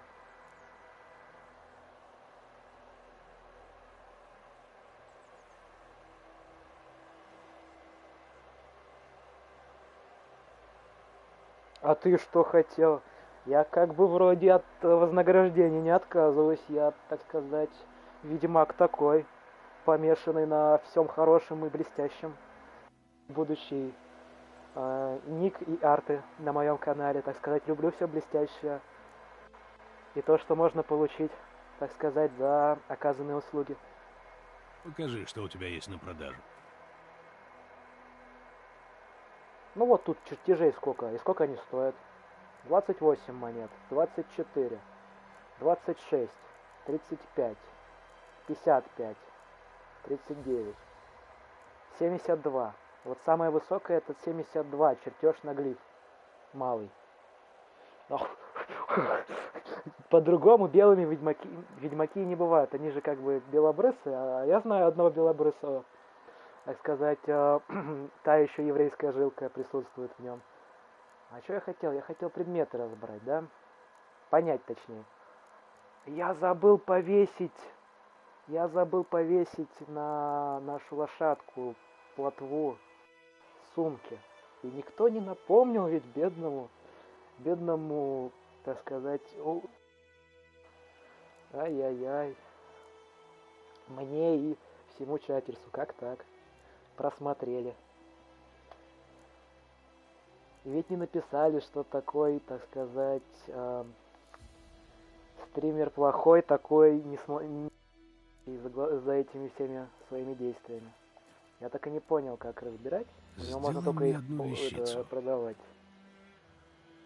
Починить. Ну давайте починим. Вот это починим. Комбинезон. Чуть-чуть починим.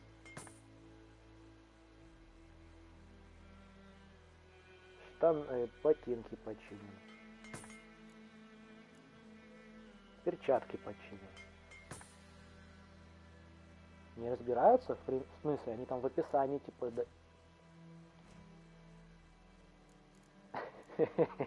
Разбираются только за деньги. Я понял фишку. Они разбираются за деньги, как я и думал. Да. И чем дороже предмет, точнее, чем больше с него падает, тем больше он стоит. Точнее, чем редчайшие предметы с него падают. Я понял, на все денег не напасешься. А мечи, кстати, разбираются? Разбираются, блин, мечи. А я их продал все. Опять же, может, стоило их разобрать. Бывай. Вот видишь, все бывает в первый раз, Зет. Все бывает. Вот, теперь узнал, что в Ведьмаке 3 при помощи, так сказать, подсказывающей надписи можно разобрать предмет, они у кузнеца и разбираются. Да, вот так. Да. Ну ладно, запихнем тогда все эти вещи, так сказать, в наш тайник. Они по факту-то и ничего не стоят. А вот потом, как соберем, может, и все и продадим, или разберем, когда деньги появятся. Так сказать, нужные предметы-то всегда нужны. Точнее, могут появиться. А они карман в сундуке и не тянут.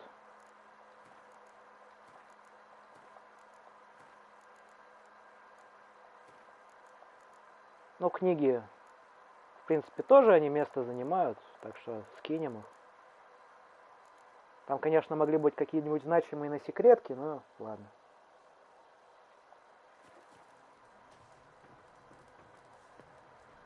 Так, а с этим челом, кстати, в гвинты сыграть еще можно?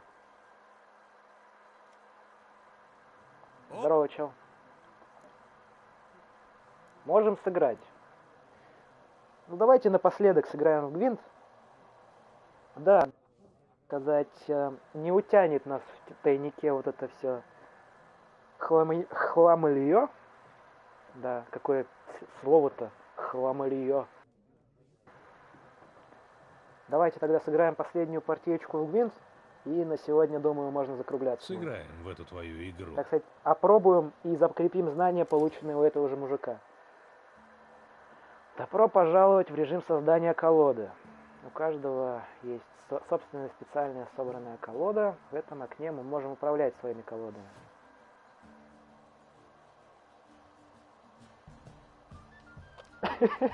Ух, ушлые чатисы. Сразу давай стримера подталкивать. А если выиграю? А вот что, если выиграю? Ну, явно не выходной дадите. Это минимум.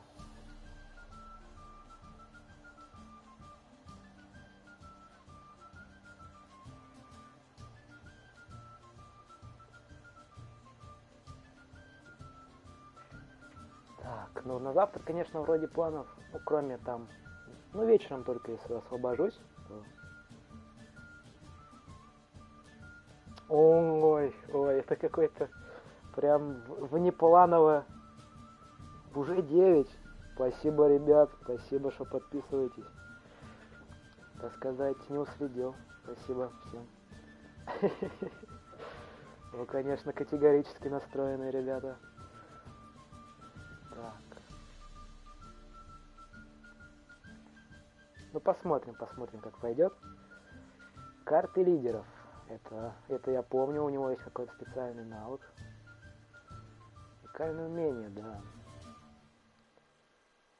Только раздобыв карту можем использовать. Это ваша коллекция. Это карты в колоде. Это мои фракции карты. Ага. Правила составления колоды. Колода может состоять по меньшей мере из 20, то есть минимум 10 карт. И до 10 специальных. Можно включить 22 отряда, но меньше шанс выпасть нужным сильным картам. Ага. У нас карты по факту уже не обновляются без специальных умений отрядов. Так что в большей степени иметь отряды это хорошо.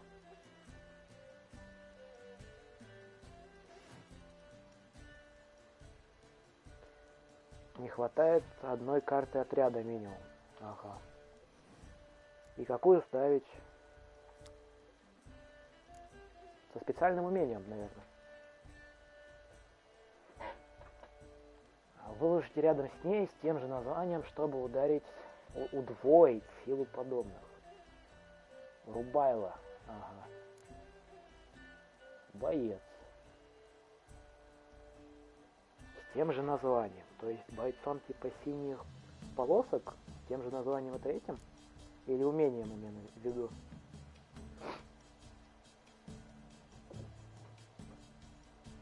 Ага, тут гномик какой-то. Но слабые карты я не вижу смысла ставить. Вот эти. Это которые усиливают друг друга, да, если поставить одноименных. Ага. Мне просто это смущает название, с названием тем же. Я думал, что типа ты, если на поле боя одна уже лежит, и ты вторую выкладываешь, она типа самоусиливается. Точно такую же. Ага. Это что? Давайте катапульту возьмем, она вроде неплохая. Выход из режима составления, то есть нолик.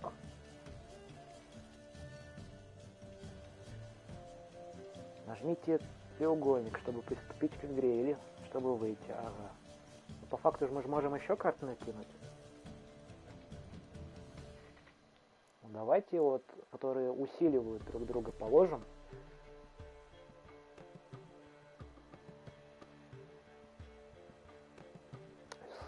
Карта Рок еще удваивает силу. Ага. В колонке. Ага, то есть... колон... Ты имеешь в виду по горизонтали? Ага. Запомнил. Давайте возьмем эту. Вот эту. Давайте еще за Золтана возьмем. Так сказать, Золтан вроде неплохой по силе. А вот этих не хочу брать, ребят. Какие-то вообще от себяшные.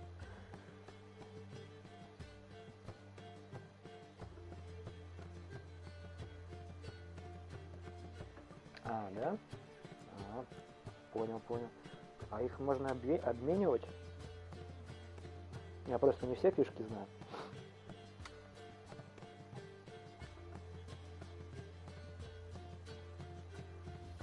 Понял. Тогда давайте начать игру, так сказать. Да, минимум 22 и до 30, как я понял. Там карт может быть. Мне вечно карт не хватает. Вот я в прошлый раз разыгрывал и все карты. Можно, конечно, вот этого убрать, да. Я понял, в комментарии выше, убрать из колоды, которые по одному. Понял, все.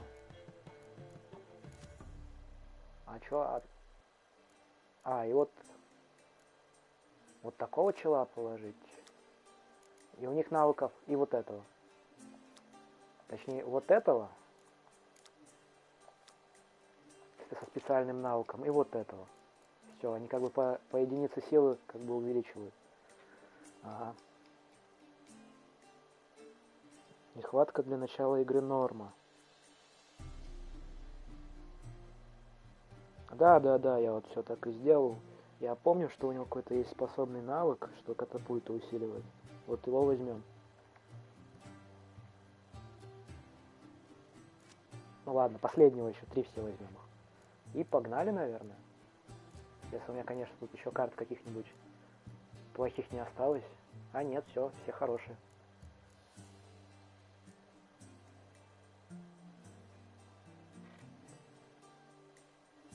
Ну, погнали тогда.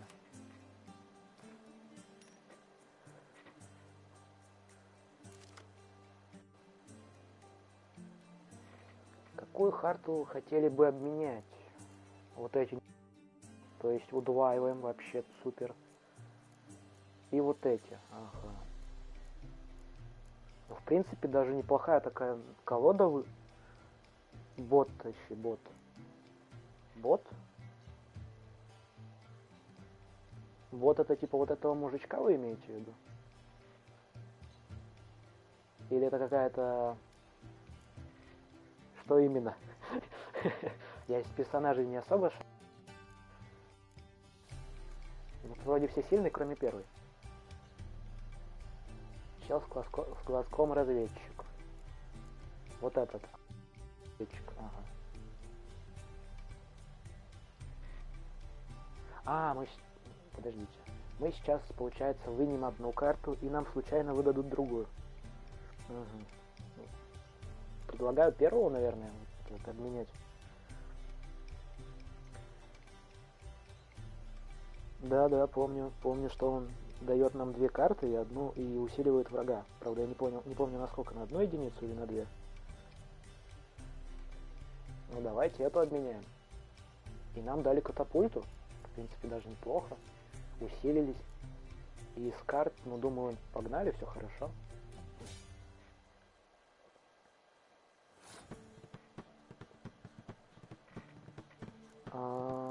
Начнем тогда, наверное... В принципе, у меня нету никаких отрицательных карт. Вы верите в меня, бот? Я понял. Я думал, вы о какой-то карте, а вы о вражеском противнике. Ну, сказали бы ученый, а то я бот не понял.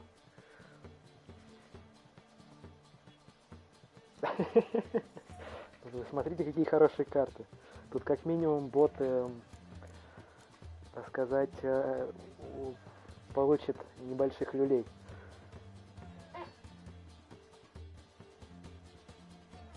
Ну, давайте поставим данного персонажа.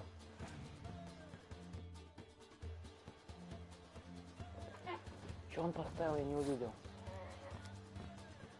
Огненный скорпион. Без специальных умений. Давайте увеличивать нашу силу. То есть уже хорошо.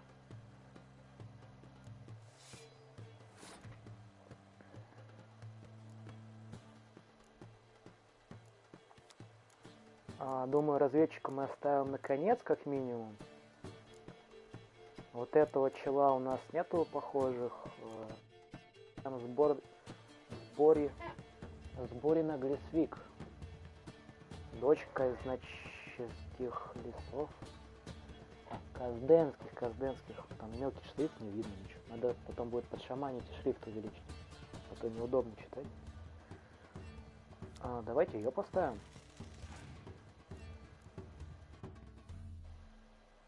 И в принципе, думаю, он даже и не затащит. Сколько тут получается наперед, если у нас брать... Тут еще как минимум несколько карт силы будет. Этих, я думаю, мы оставим. Где-то вот 10, 15, 20, 26. 26, 34 силы. То есть, если этого поставим и пасанем, то все, выиграли, считай. Ну, давайте так и попробуем. И все, и пасуем.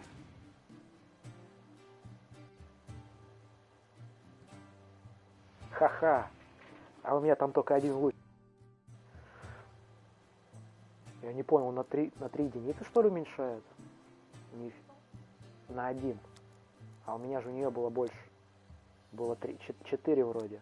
А почему на 3 уменьшилось? До 1. То есть не на 1 убирает, а до 1. Понятно. Да, я понял, что он усиливает врага, дает мне 2 карты. Дебаф.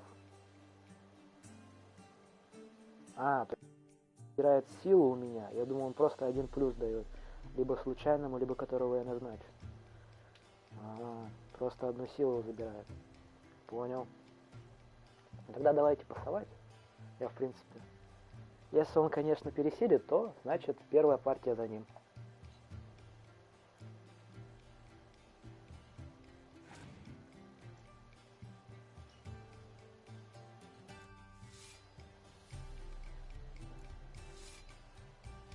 Он решил все выложить. Бедняга. Бедняга. Если кастанет на твою пехоту, то у них будет 2. Потому что они будут друг друга по единичке.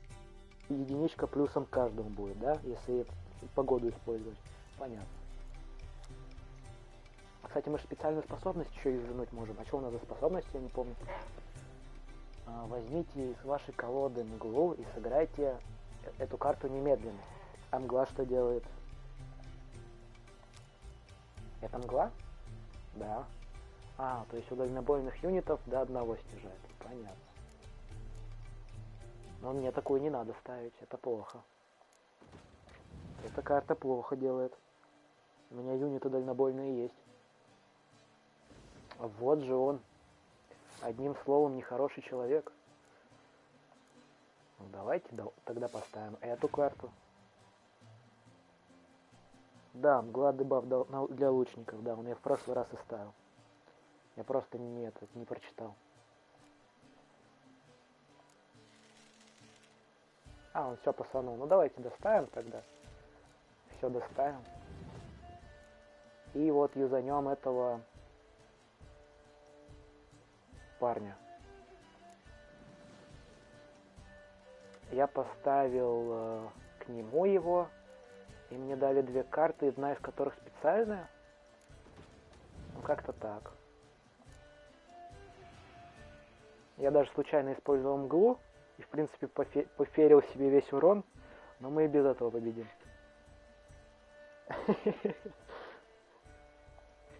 Так, спасовать.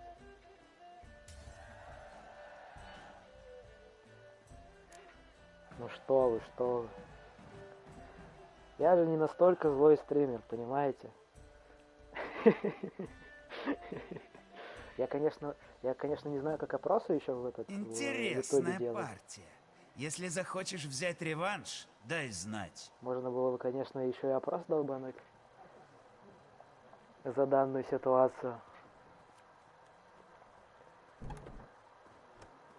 Ну, посмотрим, как в принципе будет. Может, даже завтра и начнем. Может, еще один стримик. Вечерочком опять же. Ну, где-то с 5 до 6 вот. Вот до этого времени как-то не очень, а вот с 5 до 6 вот, в принципе, нормально.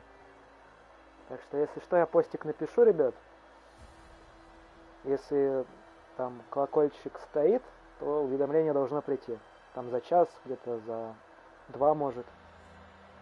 Вот. Ну, где-то да. Днем у меня не особо получается играть. Утром, соответственно, тоже. А ближе... я вспомнил. На даме, да. У тебя же времени суток другое. Там на 7 часов вроде, как я помню.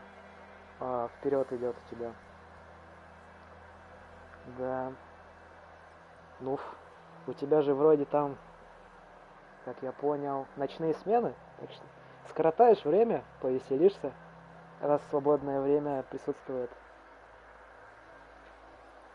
А на сегодня, дорогие друзья, я думаю, закончим. Всем спасибо за присутствие, так сказать, за все помощь, подсказочки, что озвучивали и писали. Да, все. Главное, чтобы сама судьба не мешала.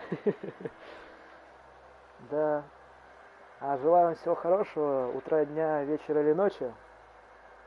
И на сегодня все. Всем еще раз пока-пока, да. И всем удачи.